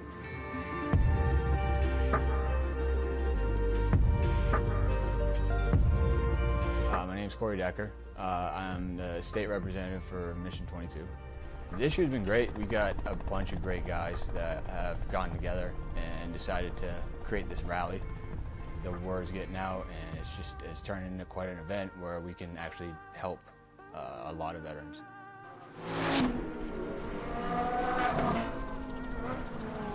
It's a great event, but you really have to go and see it for yourself, and it's really one of those things that's an experience. Just going that weekend, we've seen how it changes people.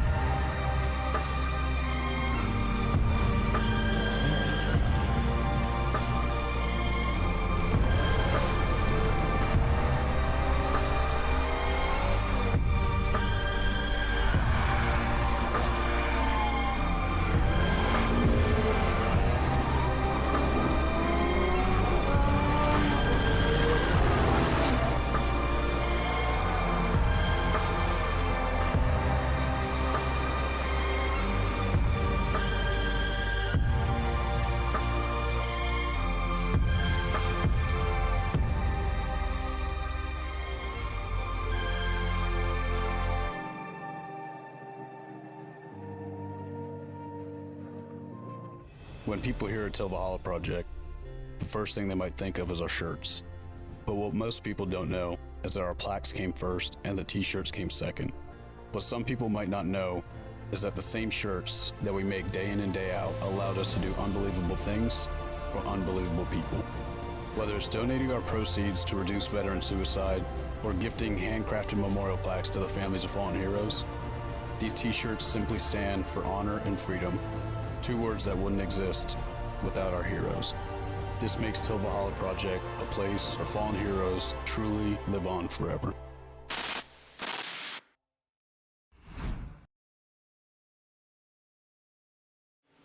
Welcome back, ladies and gentlemen. Getting ready for your 25-lap feature in the Pro Late Models. Excuse me, Scott Scheuer at the top of the board in the 57 in practice, followed by Carter, Gibson, Grandy, and Cale Smith.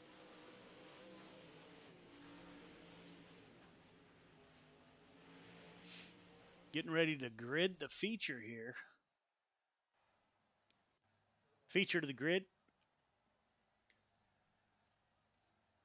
Wesley Carter on the front row, Grandy Smith in row 2, Cox inside Stillwell in row number 3, Jeff Kemper, Scheuer in row number 4, Sick Barry in 5, Marfulio Piper in 6, Bachman Hines in 7, Dino and Haynes in 8, Ingram Seymour in 9, Shreves Gibson in 10, Tormachi Schatzer in 11, Ingram and Wright round out your field of 24 drivers. All right, leader, 1.5 car length behind the pace truck, please. Everybody else, once you get the one to go, tighten it up. Half car length between yourself, the car in front of you. Restart is on leader. Everyone else, do not jump the start. Do not pass before the start-finish line. You got 25 laps to get it done. Race hard, race clean. Put on a great show. Good luck. Who do you got? I'm gonna go. I got to. It's my guy. I got to go with Iceman Grant Wesley up front. Talked this week. Heard he's not feeling too good, but Grant, as always, showing how quick he is in that late model. Getting even trying to get a paint scheme done to have Iceman put into the side of the car. So looking forward for that reveal. But I'm going with the 88. How about you? 15. Michael Carter, your reigning champion, is going to take home the win in the Pro Late Models. The pace truck is off, as is Grant Wesley in the 88. Good restart by Wesley. Will he get to the top or will he stay down low? He stays down low. There he slides up in front of the 15. Michael Carter hard into the wall at the entrance of turn 3. Wesley pulling away from the field. Carter P2. Grandy Smith in the 115. Chris Cox in the 515 in the battle. Justin Sick in the 015 car running on the bottom there. Jeffrey Kemper on his rear bumper, followed by Scott Scheuer in the 57. Anthony Marv-Julio digging on the bottom side in the 238. No one runs the bottom quite like the 238. I'm not sure this is the track to get it done down there, but nonetheless, he is down there. Caden Berry in P11, followed by Luke Hines in the 17. Up front, Grant Wesley getting away from the field in the 88.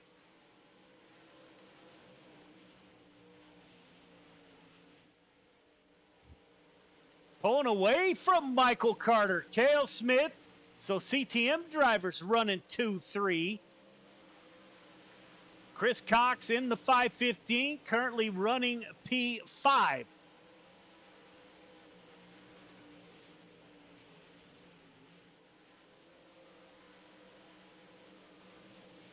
Lap traffic's going to be a factor here for Grant in the next 5 laps or so. Running down the David Tormachi and James Ingram really quick. Yeah, they're catching the back of that field super quick. Chris Cox battling it out with the 518 of Joseph Grandy. Cox able to get by Jeff Kemper in the 181. We're kind of nose to tail up front. First car checking out of line is the 238 of Marv-Julio. Makes a little bit of contact with the 12 car. 17 into the back of the 12 car of Caden Berry. Let's take a look. Luke Hines, not sure if that contact. 238 makes contact with the 12.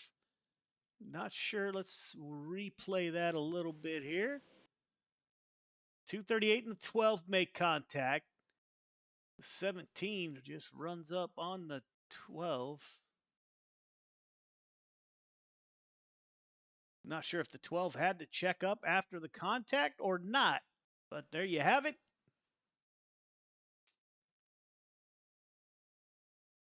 Caden Berry goes for a ride.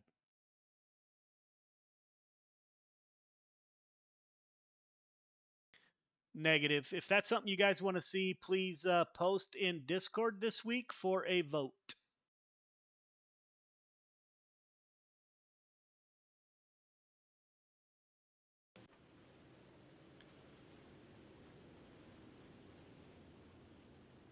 So Grant Wesley still at the front of the field with the 15 car to his outside.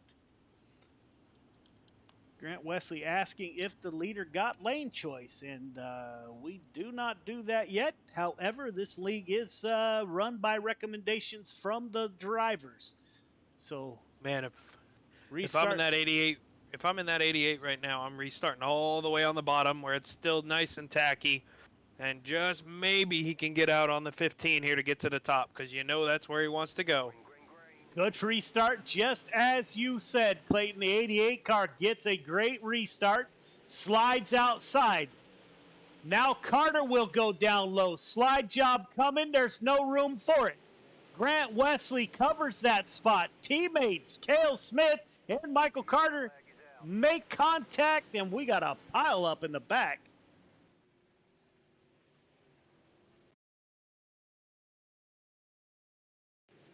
As they say, cautions breed cautions. Looks like Scott Scheuer. I looked down for a minute in the 57. They're 4 wide up there. Justin Man, Sick, yeah, that's Jeffrey Kemper. That's not going to work.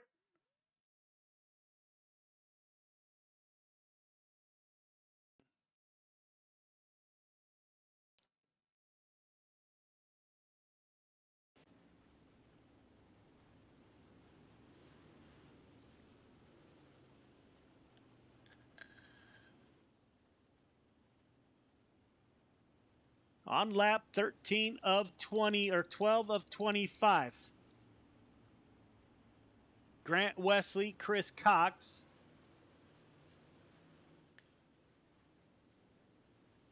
Chris Cox now to the outside of the 88. We haven't saw the 515 up front much.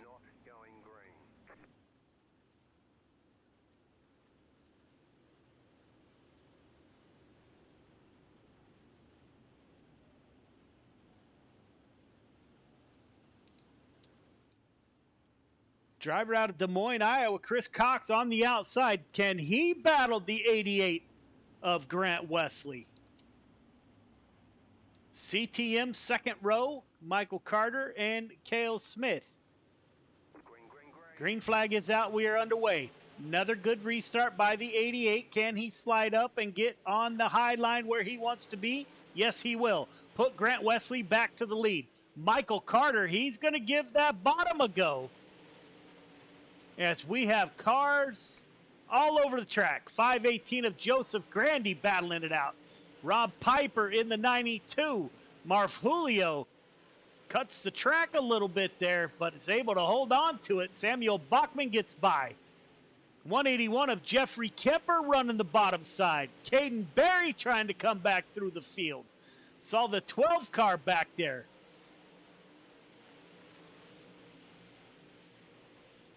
We have tight racing throughout the field. 24 cars at Lima Land is a group. Up front, Grant Wesley pulling away from the field in the 88. Lap traffic will come into play. Chris Cox P2. He's got Michael Carter right behind him. Cale Smith now top 3 getting away from the field. Smith into the outside wall. Will that open the door for Justin Sick? Michael Carter dives down low as the caution comes back out. Rob Piper involved.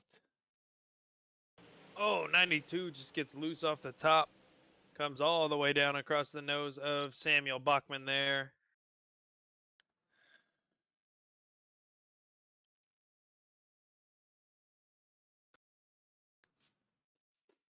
There you have it. 92 and the 007 make contact.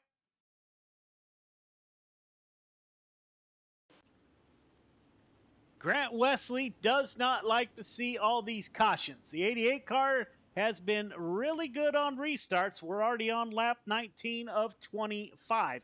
Coming up next, 305 sprint cars right back here.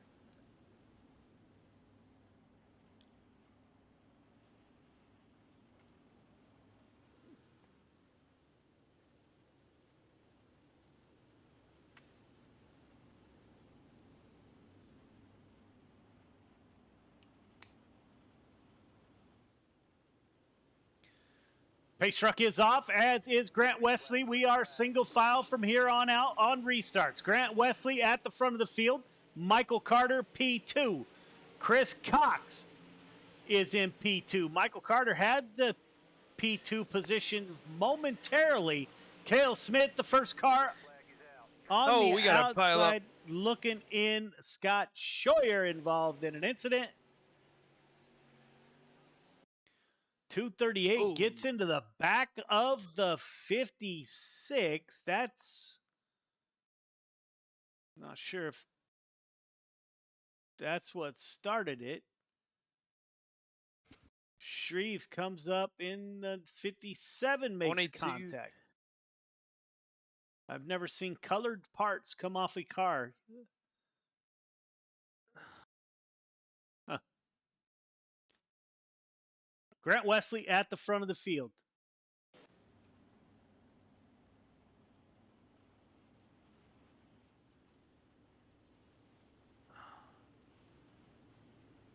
So tough call by race control here.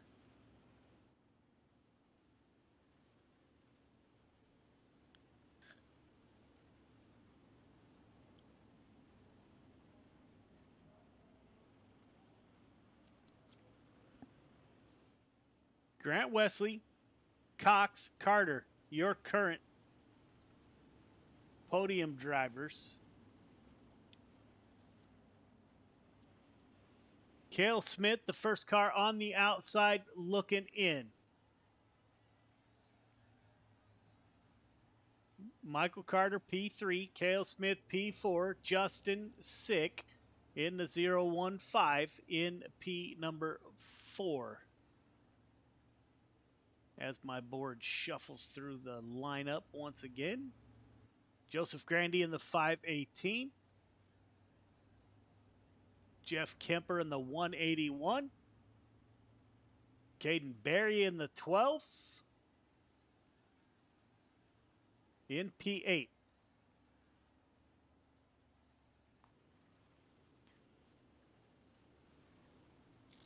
Getting ready to go back green here.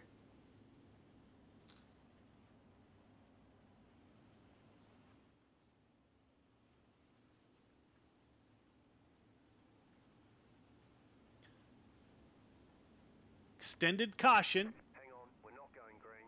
Not going green. As Clayton is super busy in the admin booth trying to figure out where everything went wrong.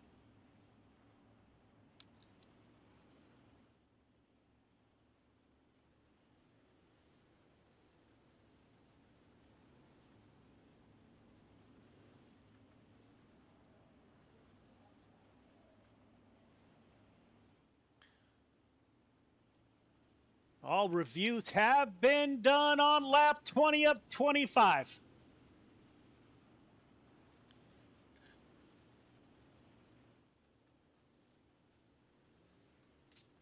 Wesley, Cox, Carter. Your top 3. Hang on, we're not going green. Not going green.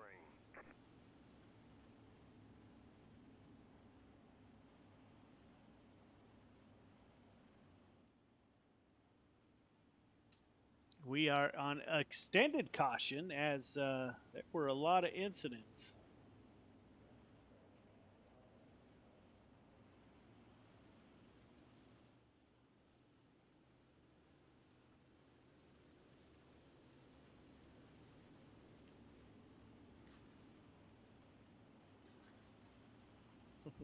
Pace truck is off. Here we go. 88 car of Grant Wesley. Good restart by Chris Cox. Chris Cox does not go for the slider in turn 1. He set himself up to put the slide job on, but he did not go down there. Grant Wesley on lap 22 of 25. Chris Cox in P2. Michael Carter P3 as the caution comes back out once again. The 40 car of Ingram.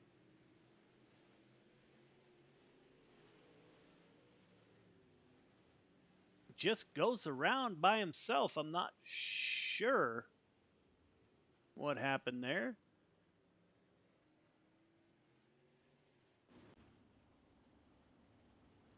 So we'll line them up and do it one more time. We are closing in.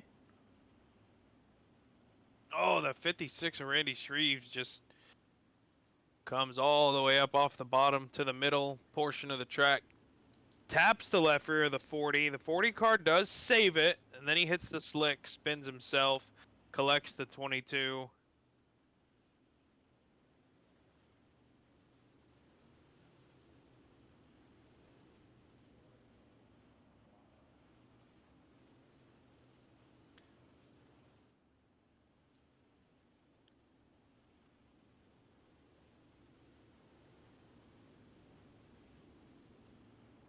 So 88 of Grant Wesley will take the green flag one more time. Hopefully we get a few laps in here to end it. Michael Carter dives down low underneath the 515 of Chris Cox. Caution's out again.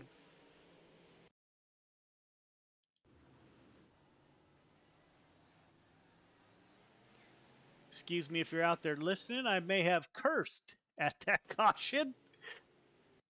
Oh, the 38 car net code off the 38, it appears. We'll let race control make that call. Yeah, 38 does get in there a little too hot, gets into him.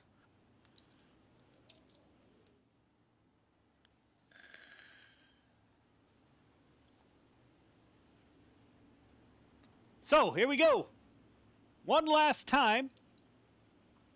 Tonight's race, and I forgot to put it up, my apologies, brought to you by Sanders Racing. I'd like to thank Reed Sanders for sponsoring the division of Pro Late Models. Greatly appreciated, Mr. Sanders. I apologize for not having the logo up. Just realized that. Lights are off on the pace truck. Here we go.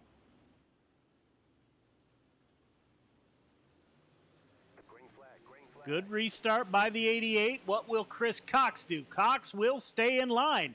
First one out of line is Justin Sick back in P5. 24 of 25. Wesley, Cox, Carter, your top three. Will anybody be able to challenge these two for a podium? Two more corners. 88 car. Grant Wesley coming off of turn 4. Wesley, Cox, Carter, your top three. Top three start finish line, please. Top three start finish line. And this time we will get a word with your top three. Michael Carter brings the 15 home in P3. Chris Cox moves up 3 positions in the 515. Michael, can you pull up just a little bit? Keep going, keep going. Good, good, good, good. I can make that. I'll make that work. Don't forget to go up for your interviews. There you go. That's even better. Well done, fellas.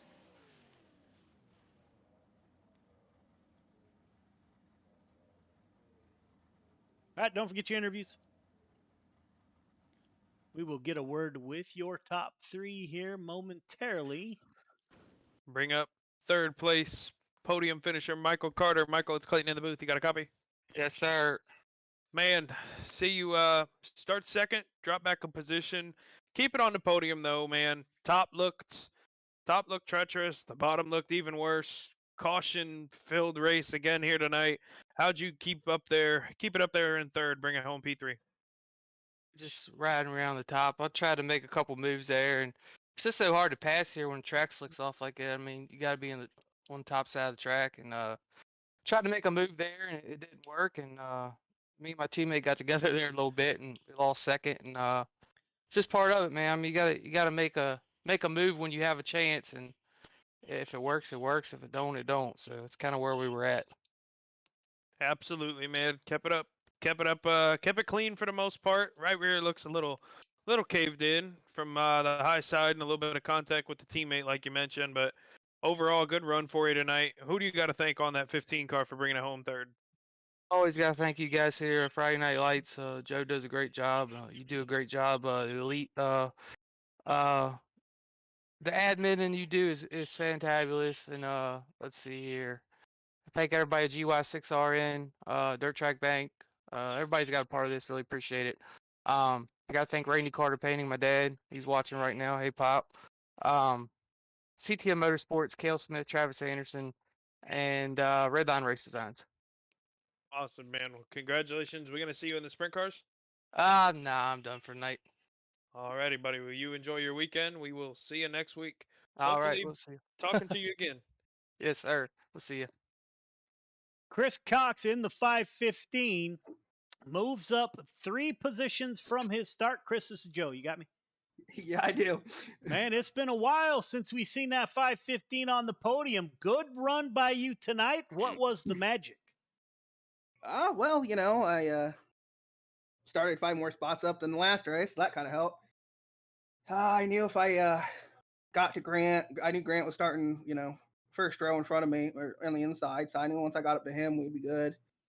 I knew once I got Grant up there, I decided to tail gun and keep Michael and Caleb off of him, and basically that's what I did all night. Yeah, man. If I'm gonna let one person beat me, it'll be Grant. Yeah, I was on the edge of my seat on that final restart. I think if the 515 would have dove down low, you would have had room for a slider. Did you consider that on any of these restarts? Well, I did, and then I just figured my luck, I'll end up going and sailing it off in there, and something's going to happen, and I'll be not on a podium or worse. Yeah, man. I'll take a podium. I'll be safe every time. Who do you want to thank on that 515 for your podium finish? I'd like to thank MJC Desktop Fabrications. I'd like to thank Team Top Secret. I'd like to thank Outlaw League for running with them guys all week, helping them pick up people for their league and getting practice in. It seems like I just, the more I practice, the better I get. Lately, I've just been doing an hour worth of practice before races and going with that. But this week I've been practicing, so that's everybody. Man, congratulations. You going to run the sprint cars? Yes, I will. All right, man. We'll see you there. Thank you. Have a good night. Yes, night. sir.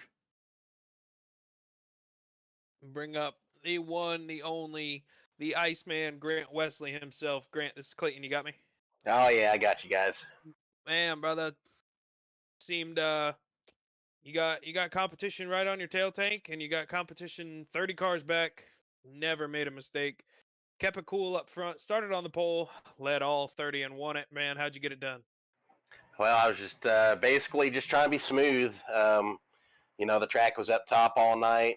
It was getting really thin there at the end in 1 and 2, so I wasn't quite sure. There at the end of the race, the bottom or the middle of 1 and 2 may have been better than the top, but I wasn't going to switch it up with 3 to go, so I just ran the top, stuck to my guns. There's a lot of pressure behind me. I think it was around lap 10, Carter threw a slider on me there in 4, and oh man, that was a close call. I'm just glad we didn't wreck there. But yeah, I seen they were racing pretty hard behind me, and that's the way I like to see it. But yeah. Yeah, I saw the great wreck avoidance in going into turn 1 too. The car turned sideways against the wall there, diving down to the middle in between 2 other lap cars was a pretty nifty move to keep it clean. But we all know, if anybody out there is tuned into the Outlaw Racing League or here now, that Grant Wesley can pull off some pretty crazy saves and some near misses and somehow still run the car on all 4 wheels. So who do you got to thank on that 88 tonight for bringing it home on top of the podium? Yeah, in reference to that mayhem there in 1 and 2, yeah, I seen I had a lap car, I think, inside of me, and then I seen that car parked up on the outside where I was heading straight for it. But luckily, I was looking far enough ahead where I could see that, but it was still almost too late, so I just sent it through the middle and, spun the tires and just barely nicked my spoiler, but got a 0X, so that was lucky. But yeah, just I want to thank these guys for, like I said, I referred to Carter throwing that slide job on me, but, shoot, I expected it. That's hard racing, and that's what I love about this place. So thanks to the drivers, for providing awesome racing. I'd like to thank you, Clayton, for the administration, Joe with Got Your Six Racing Network.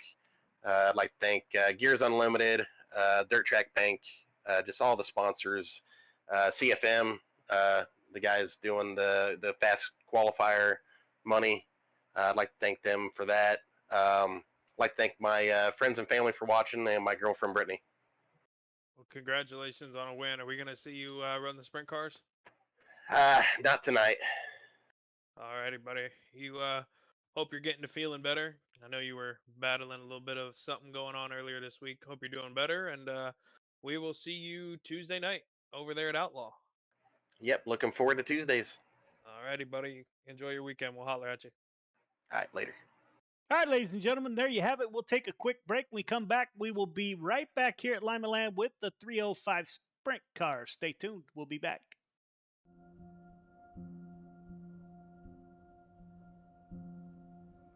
Soldiers, sailors, airmen and women enlist in the armed forces for many reasons, including a sense of duty, patriotism, the adventure, travel, and adrenaline.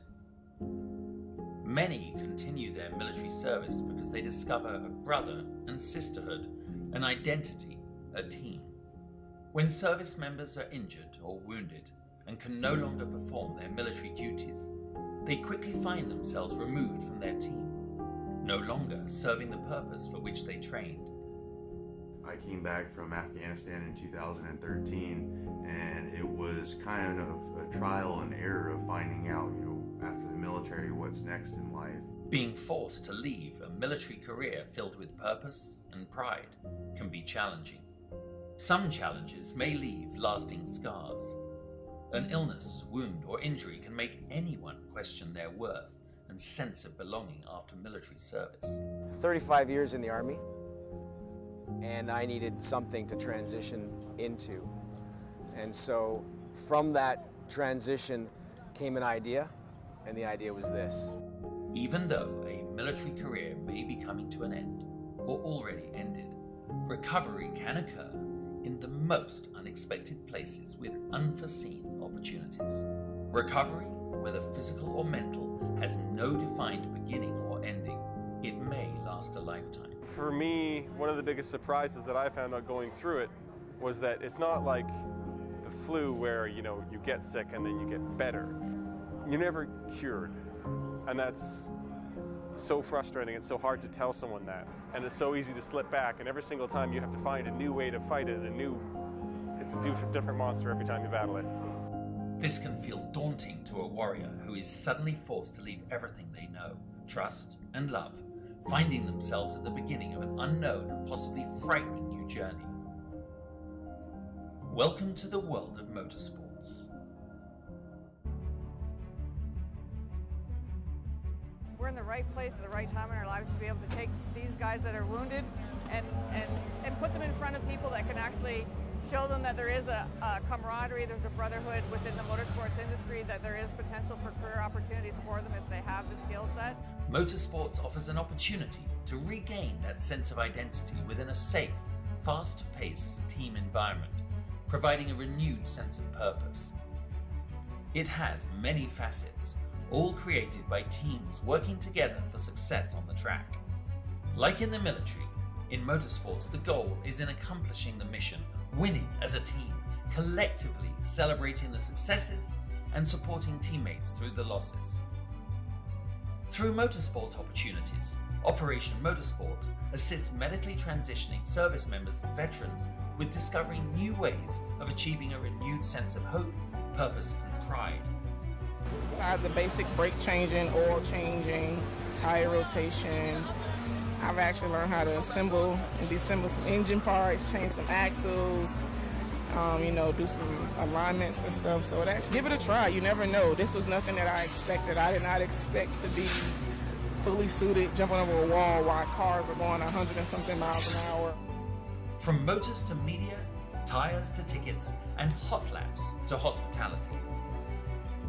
Operation Motorsport provides beneficiaries the chance to become immersed within professional motorsports and provides them with the opportunity to find out firsthand what captivates their imagination and interest. These opportunities provide an avenue of discovery within the motorsports immersion or diversionary therapy programs, all within the Excite, Engage, and Empower recovery programs. Operation Motorsport also offers virtual engagements and recovery opportunities through an iRacing league, engaging beneficiaries in a safe, competitive environment from the comfort and safety of their home. meeting other like-minded people, service members and veterans on the virtual racetrack, opening the doors to Motorsport Academy programs that prepare beneficiaries for their first encounters at the racetrack, and possibly leading to a day when they can get behind the wheel. A team environment's a perfect place for people like us to kind of get back into some kind of normalcy when you go through a lot when you get medically discharged. And it kind of sucks and you put through the ringer, but I feel like what Operation Motorsport's doing is just something that's just really valuable. Operation Motorsport prides itself in keeping beneficiaries engaged after the race weekend, throughout their recovery and beyond, through our recovery programs, or as a member of the 22 pit crew. No matter the background or story, Operation Motorsport is always there to listen, provide a safe and comfortable space, and a trusted circle of confidence that is open and honest about what difficulties may lie ahead for those transitioning out of a military career. Operation Motorsport believes in the power of team, identity, and purpose.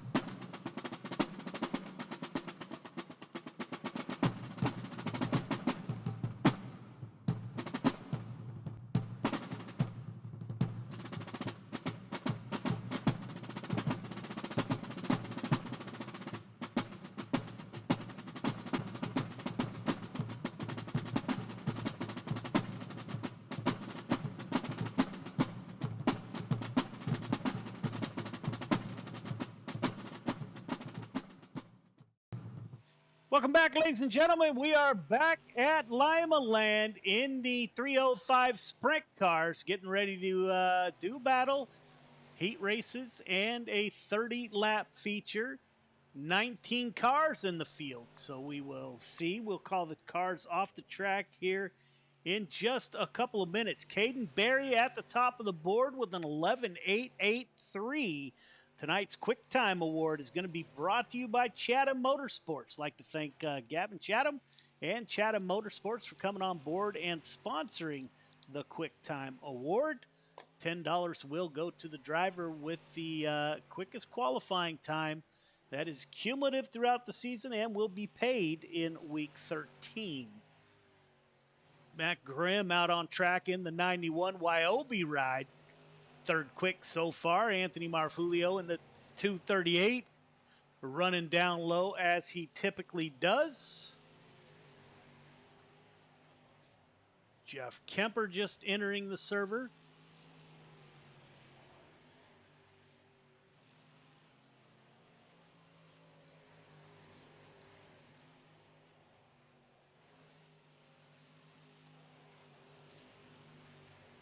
And we are preparing to call the drivers off the track.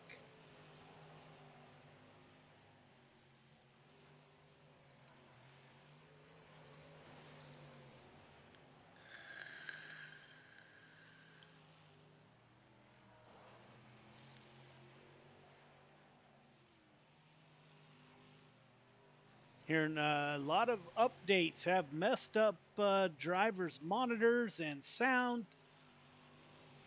All drivers, clear the track. All drivers, clear the track, please.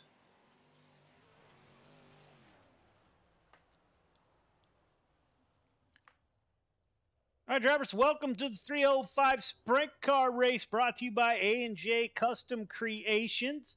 Go over a few of the rules real quick. If you don't show up for a podium interview or photo, EOL next week. Bring out 2 cautions in any race. You are DQ'd from that division for that night. Intentional contact is never acceptable. We do have a protest process. If we miss something throughout the night that you think we should have caught, please send us a message or me a message in Discord, and we'll look at that throughout the week. And if a penalty is warranted, we will give that for next week. While riding, don't do it. Call-outs.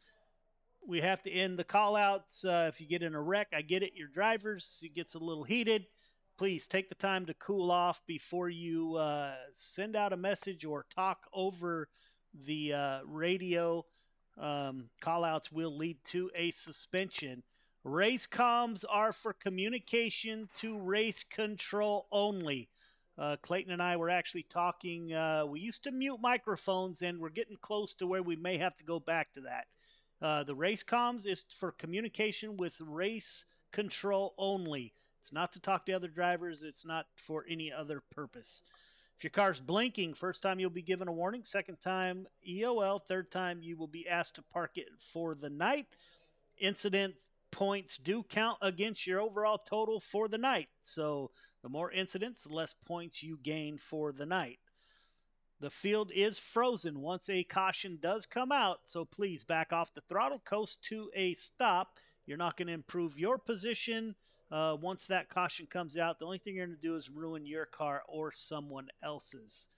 So that is it. Any questions, comments, or concerns, now would be the time.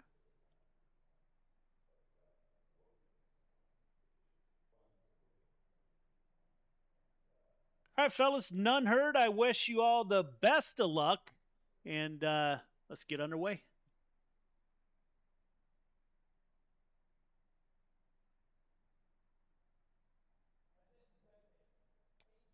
So, Clayton, we got, looks like 19 cars in the field. Kurt Schatzer didn't show up. We're getting ready to go qualifying. Again, tonight's Quick Time Award brought to you by Chatham Motorsports.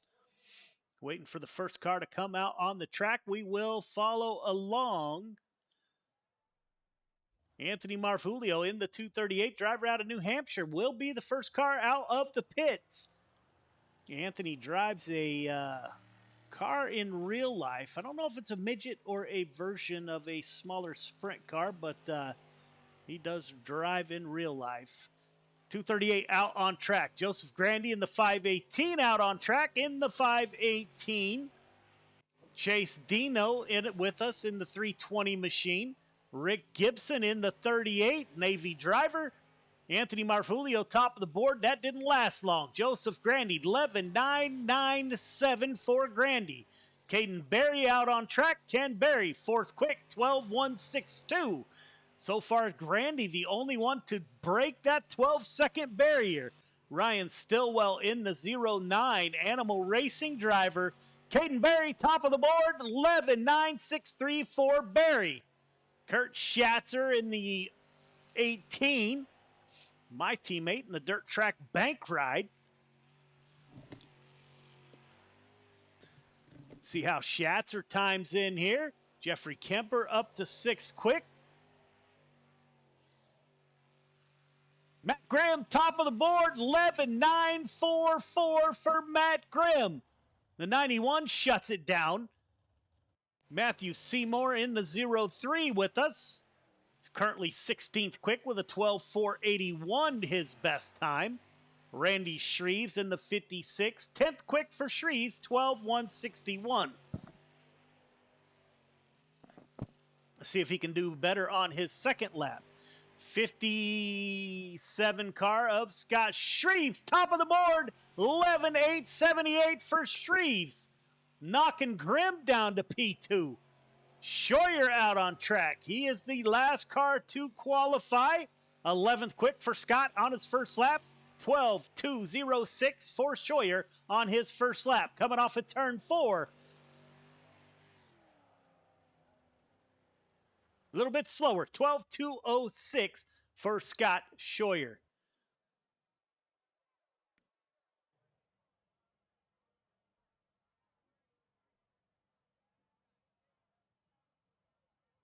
We are getting ready to go heat racing here at Limaland in the 305 sprint cars.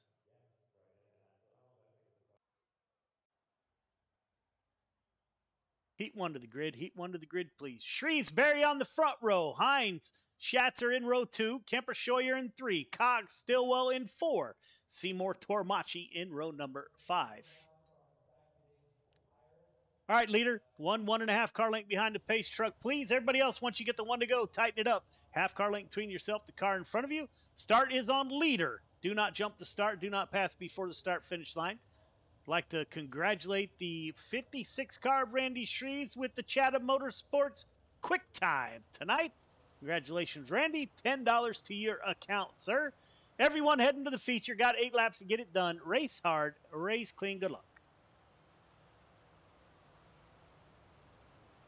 So we haven't seen that 56 on the pole in quite a while. Green flag, green flag.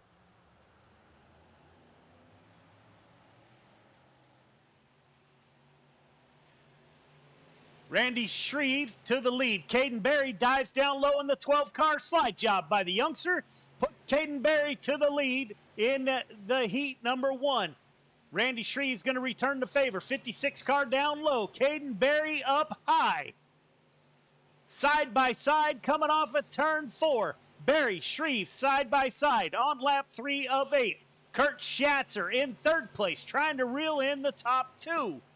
Jason Hines in P4. Looks like Shreves will have the advantage. Running the middle. Berry still on the high side. Kurt Schatzer takes a peek inside. Schatzer running the middle. Lap 5 of 8. Haynes 4th. Stillwell 5th. Scheuer, those are teammates going at it. Jeffrey Kemper, Matthew Seymour in the 03. Chris Cox in the 515. Up front, Randy Shreves getting it done. 2 laps to go. 56 of Randy Shreves. Caden Berry in P2. Kurt Schatzer in P3. Will anybody have anything for the 56 of Randy Shreves? 1 lap to go. Caden Berry working the high side. Shreves working the middle. Berry dives down to the bottom, coming off at turn 4. Gets loose. It will be Shreves, Berry, Schatzer, Haynes, your top 4.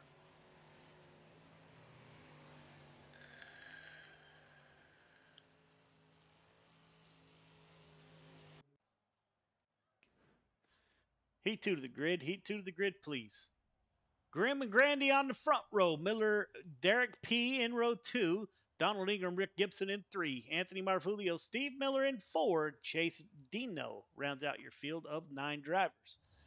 All right, leader, 1.5 car length behind the pace truck, please. Everybody else, once you get the 1 to go, tighten it up. Half car length between yourself, the car in front of you. The start is on the leader. Do not jump the start. Do not pass before the start-finish line. Got 8 laps to get it done. Everybody heading to the feature. Race hard, race clean. Good luck.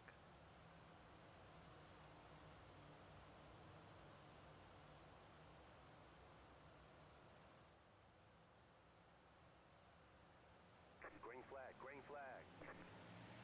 Green flag is out. We are underway.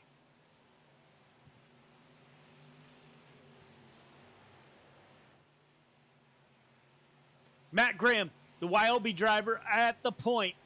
Joseph Grandy in P2. Derek P. Oh, looks like Marfulio gets super loose down low. Chris Miller in P4, followed by Donald Ingram. Yeah, Up but front. Julio hit the tires. Did he hit the tires? Yeah, a little bit of. Oh, we got a car sideways on the backstretch off of 2. Yeah, Chase Anthony Marfulio Dino. just got in there and smoked the infield tires. See what happened here. Oh, the 02 and the 320 get into each other.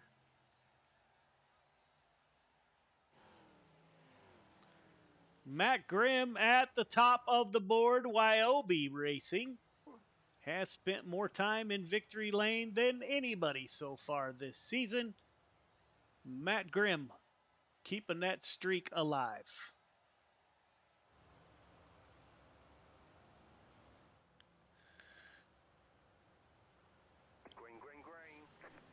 Green flag is out. We're underway. Grimm and Joseph Grandy.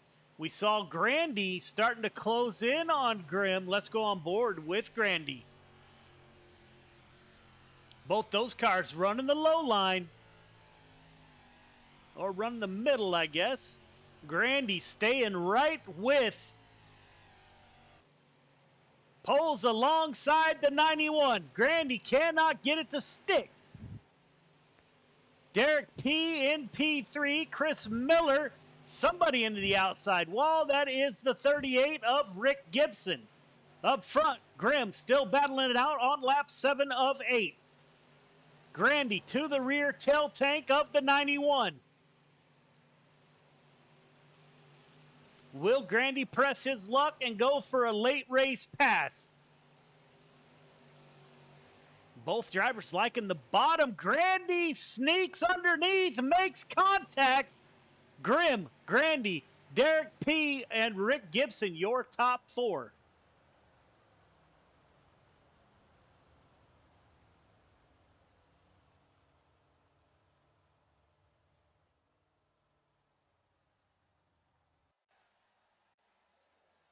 Three minutes of warm-up. Ladies and gentlemen, we will be right back.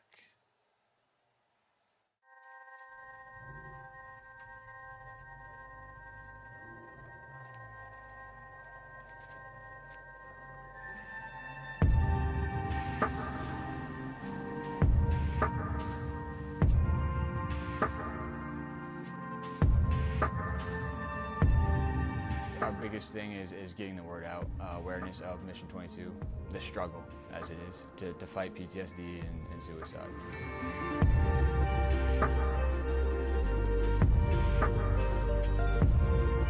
My name is Corey Decker. I'm the state representative for Mission 22.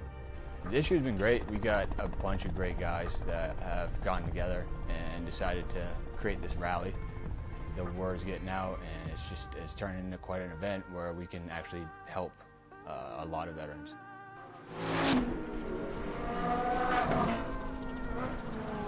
It's a great event, but you really have to go and see it for yourself, and it's really one of those things that's an experience. Just going that weekend, we've seen how it changes people.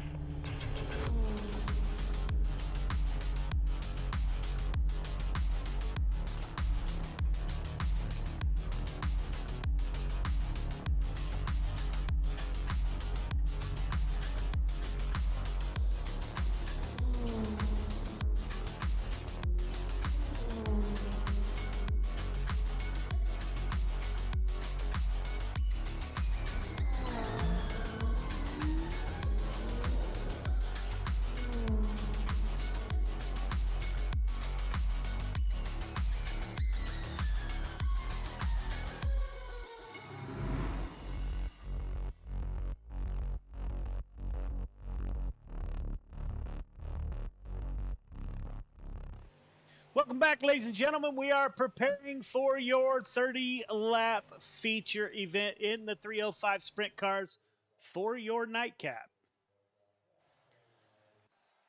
Feature to the grid, please.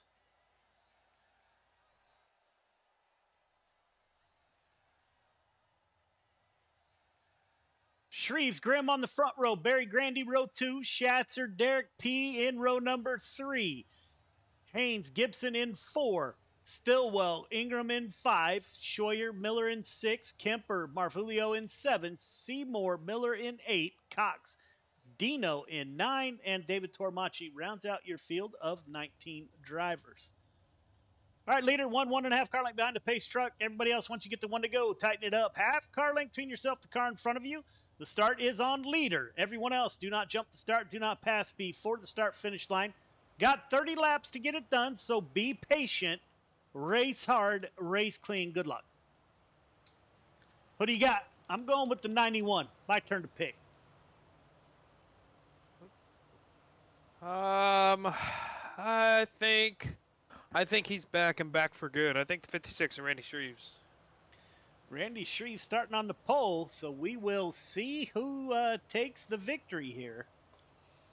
30 laps to get it done.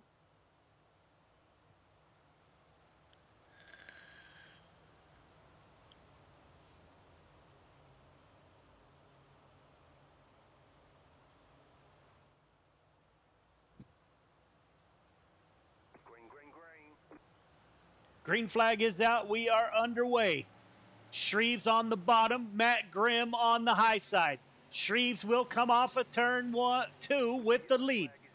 Oh boy, here we go. Yellow flag out already. Let's take a look. Happened in the back of the field on the restart. 313 of Torb. Looks like the 57. Something happened to Scheuer.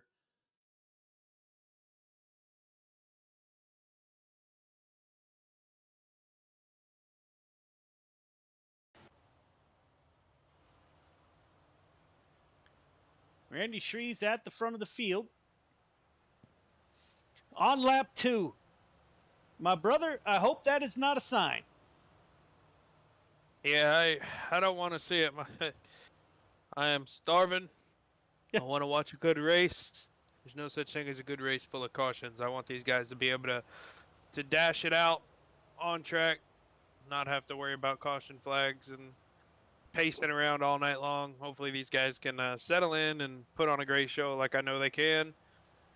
Coming to the green this time by, we'll find out here shortly.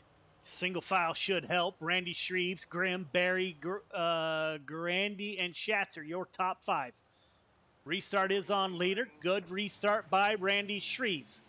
Matt Grimm will stay on the high side, as will Barry, Grandy, Schatzer on the high side.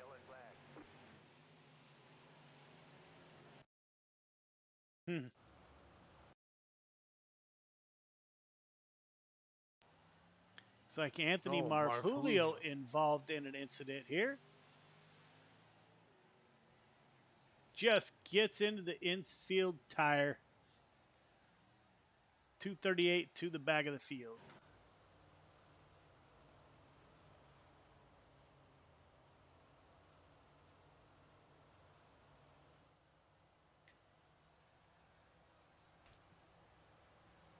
So Randy Shreves with Matt Grimm to his rear tail tank.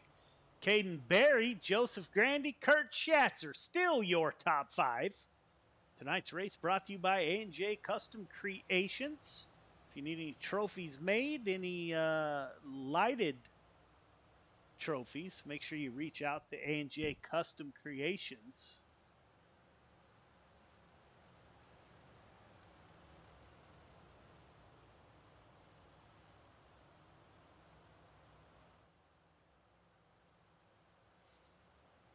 Green flag, green flag.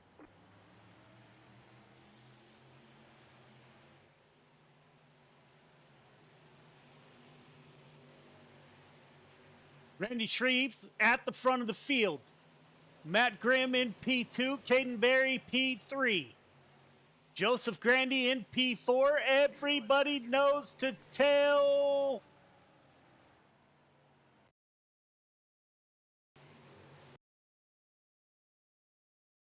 Let's see what happened.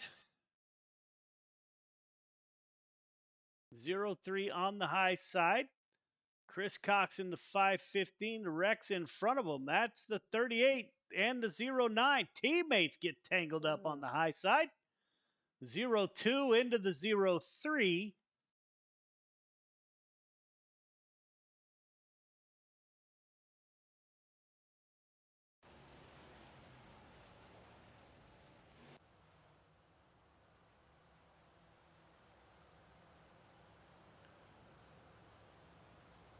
All right, drivers, let's settle in and get some green flag laps in. Everyone, you have plenty of time to get to the front. Let's settle in.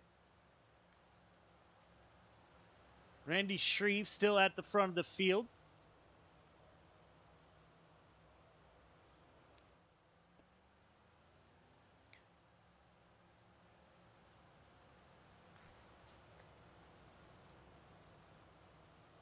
Shreves, Grimm, Barry, Grandy. Pace truck is off. We are back under green. Green flag, green flag. Good restart by Shreves. Dives for the bottom. Shreves will slide up to the outside. Joseph Grandy down to the bottom. So a few cars diving towards the bottom. Flag is out.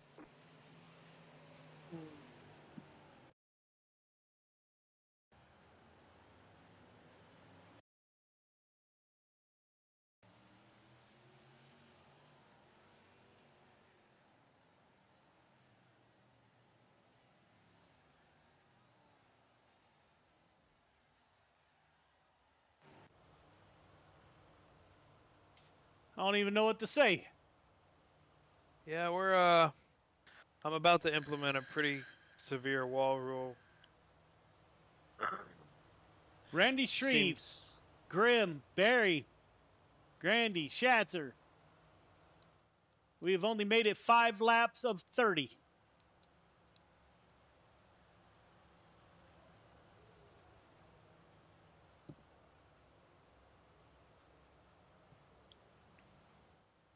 Lights are off on the pace truck. We will go green next time by.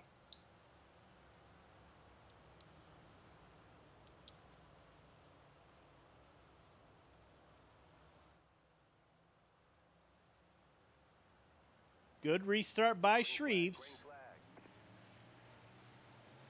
Shreves dives for the bottom once again. Somebody trying to get out of the pits there. Almost pulled out on the track. Grimm P2. Caden Berry P3. Joseph Grandy.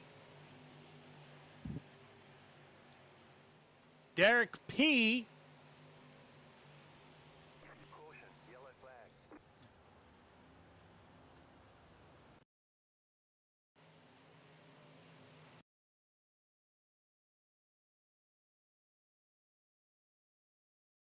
Okie dokie. Riding on board with the 03 or 69 of Chris Miller. See the 66 and the 14 on the high side. 14 comes down and collects the 57, continues down the track and collects the 69.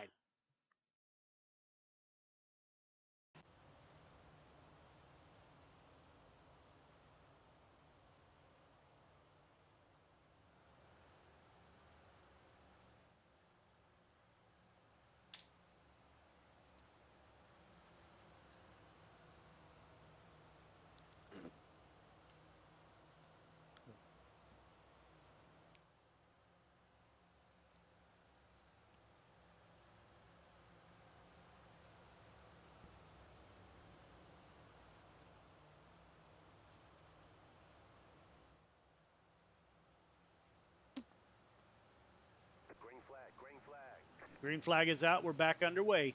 Shreves dives for the bottom, as does Grandy. Caden Berry and Grimm stay up high. Kurt Schatzer in the battle. He's in P5. Haynes in the 66 is P6. Chris Cox battling it out with Jeffrey Kemper on the high side. Anthony Marvulio, he's on the bottom. Looks like 2 lanes currently. The chosen lane is the top side. Randy Shreves holding off Matt Grimm in the 91.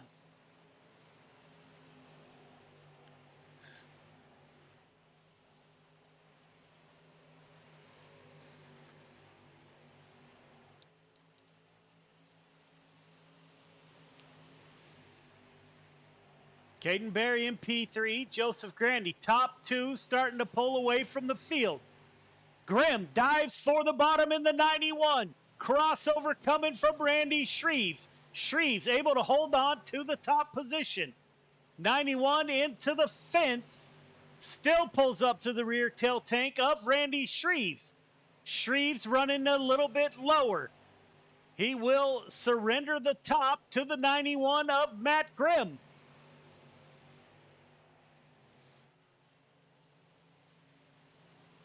Randy Shreves, P2 now. Caden Berry, P3. Kurt Schatzer still in P4. Schatzer running the middle, kind of a shallow slider line. Has Matt Grimm on the high side, getting it done. Randy Shreves, P2. Caden Berry now taking a look at the 56. Berry with the slide job, taps the wall. Shreves with the crossover, able to hold on to P2. No place to go. Berry holds off the 56. Matt Grimm getting away from the field. Berry hard into the fence. Loses ground to Randy Shreves. Kurt Schatzer now. Marfulio in the 238 down low. He's getting that bottom working, Clayton. Yeah, we got a spin on the back stretch here. Looks like the 14 and Derek P.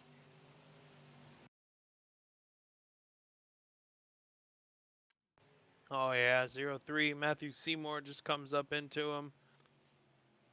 Oh, yes sir.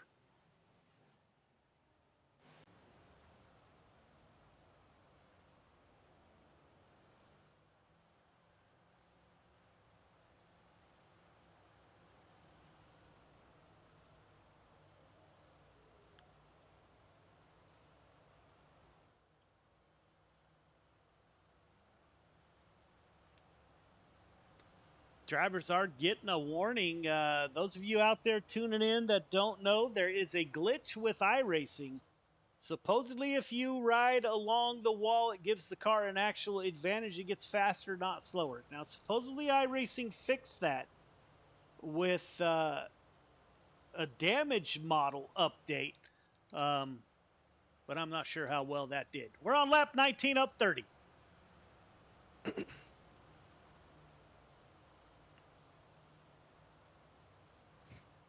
Matt Grimm at the point, bringing Randy Shreves back to his rear tail tank. Green flag is out. We are back underway. Anthony Marfulio has the bottom working, Clayton. Yeah, looking back, sitting in fourth right now. Anthony's kind of making a move towards the bottom. Gonna start fighting Randy Shreves here for second. Kurt Schatzer goes down low. Somebody in the back slid way up high. I thought it was the 515. Anyway, Marfulio now in a podium position. Monkey see, monkey do. The 12 couldn't get down there quick enough. Schatzer in the 18 dives down for the bottom. Matt Grimm on the top shelf getting it done, followed by Randy Shreves. Marfulio still on the bottom, followed by fellow New Hampshire driver Caden Berry on that bottom side. Kurt Schatzer gets back to the high side in the 18 machine. Kurt Schatzer currently in fifth. Matt Grimm starting to pull away from the field in the YOB number 91 ride.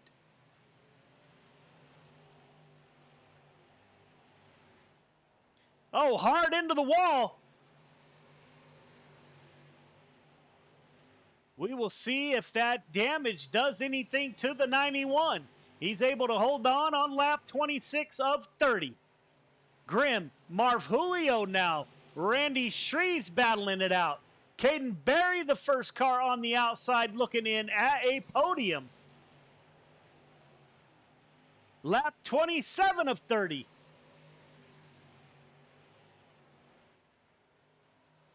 Randy Shreves running the top. Marfulio gets loose. That will open the door for Caden Berry in the 12 car. Berry underneath the 238 can't make the pass. Marfulio dives back down for the bottom. Matt Grimm riding the high side. 2 laps to go. Grimm, Shreves, Marfulio. Marfulio is running the bottom like nobody I've seen tonight. 1 to go. Matt Grimm. Randy Shreves. Grimm. 2 corners to navigate. The YOB driver in the 91 will bring it home, P1, followed by Shreves and Marfulio. Top 3 start-finish line, please. Top 3 start-finish line. Well, once we got rolling, it went by quick.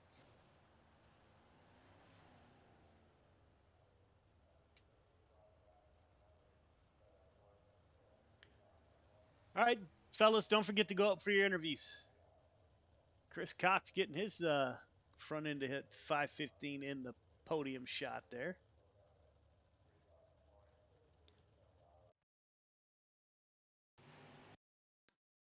Let's get a word with your top three, starting with, I don't see Anthony Marvulio in the booth yet. There he is. The driver of the 238, Anthony Marvulio, moves up 10 positions from his starting position and parks the 238 on the podium. Anthony, this is Joe. You got me? I got you, Joe. Man, you found something down low that nobody has found all night long, man. Take us along for your ride. I mean, I feel like it was back like we were at Lanier. I mean, these two tracks race a lot like each other, and everyone was scraping the right rears off the wall. And I hear there was some conversation about seeing some of that, and I know that they weren't talking about me, and I was able to make the bottom work. Yeah, man. Up 11 positions.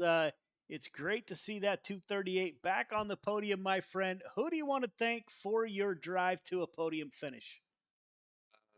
You, Joe, for putting this on, Clayton for doing all the admin, all the drivers in this. I know, I believe it was Randy Shreves running second. We had a great battle, running side by side for multiple laps. Caden was right there. It was just all around great second half of the race. Real close racing, real clean racing. So can't thank the drivers enough, and you for putting this on, and also my wife for taking care of the baby so I can do this on Friday nights. Yeah, man. I wish you a great weekend, my friend. You too, Joe. Thanks. Bring up P2 finisher Randy Shreves. Randy, it's Clayton in the booth. You got a copy? Yeah, I got you, Clay. Man, started first, finished second. Not too bad. Saw the ever loving wall. Kind of paying Matt Grimm there back a few times.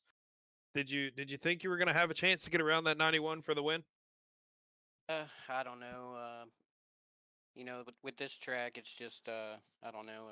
It's pretty much one groove at the end, and you just gotta wait for somebody to mess up. And Matt, he's a really good driver, so that's kind of hard for him to do. So yeah, I was just waiting on a mistake. But I'll take second any day. Yeah, man, great run for you. Who do you got to thank on that 56 for bringing it home second? I definitely want to thank my team, LGR Motorsports, Alex Berger on the ABR Setup Shop, Coulter West at Redline Race Designs, One Waste Foundation, Wraps and Stitches, KSB Builders, everybody with Gears Unlimited, and Friday Night Lights. Everybody for watching, and yeah, I think that's it. Alrighty, buddy. Well, congratulations on a P2 finish, man. Thanks, Clayton. Matt Grimm, the Wyobe driver in the 91 machine. I think this is his second week with the new paint scheme. Digging that a lot. Matt, this is Joe. You got me? Yeah, I got you guys. Man, that's how you get it done right there. That 91 car on that high side was moving. Walk us through your night. How did you ever think about going down low, or were you just so fast up to high you were going nowhere else? I knew that top was going to come in, and I'm not real comfortable in a 305 on the bottom like I am in a 360 or a 410. I mean, I can get it to work, but not consistently. But once I seen Randy kind of move down after I threw that slider, I had a sense of relief there because I just knew that I'd be able to get away, and if there was 300 more cautions, I'd at least have the start to my advantage, and just so excited to win this one. I mean, I've had such bad luck in this league between the big block and that late model race I ran. I've had so many seconds in this. Just I wish Sean was here so I could actually beat him, but that's next time. Is this your first victory in Gears Unlimited Friday Night Lights? Yes, sir. Man, congratulations. Now that you broke that slump, we're looking for the 91 car to move up into points for sure. What a great ride, man. It was super smooth up top. We heard the warning of staying off the wall. I noticed that you did move down probably half a car length, and it made no difference, man. Super smooth up high. Love the new paint scheme on that 91 machine, man. Congratulations on your first win with Gears Unlimited Friday Night Lights. Who do you want to thank for your drive to victory lane? I got to thank all the guys at YOB, Sean, for everything he's done to help me throughout this process. Catalysm Computers, CNC Race Design, Speed Factory, LCJ Carpentry, and Stingray Rock Tools Australia. Yeah, man, great run by you, man. I wish you a great weekend, and yeah, great run. Thanks, guys. Yeah, man. So, Clayton, there you have it. Second half of the race turned out much better than the first half. We had some actual racing like we're used to seeing. What are your last thoughts? I'm just kind of happy. Kind of happy it's over for the night. It's kind of unfortunate to see the cars in the wall. Everybody swears they're not, but when you watch them from the chase and see sparks after sparks after sparks and cars constantly overdoing it and getting hit into the wall and the whole field can see it, then it's sad to see, but the guys were able to straighten it out that second half of the sprint car feature there, and we actually got some good racing once the guys got off the wall and weren't using it to run quicker. That's Anthony Marvulio makes some moves on the bottom, starts fighting, gets all the way up, battling for second there with Randy Shreves. And man, that second half was definitely a good show. Yeah, man. So that's it, ladies and gentlemen, for week 6 of Gears Unlimited Friday Night Lights. Greatly appreciate everybody for tuning in. And until Tuesday night, when we are back with the Outlaw Racing League, until then, we'll see ya.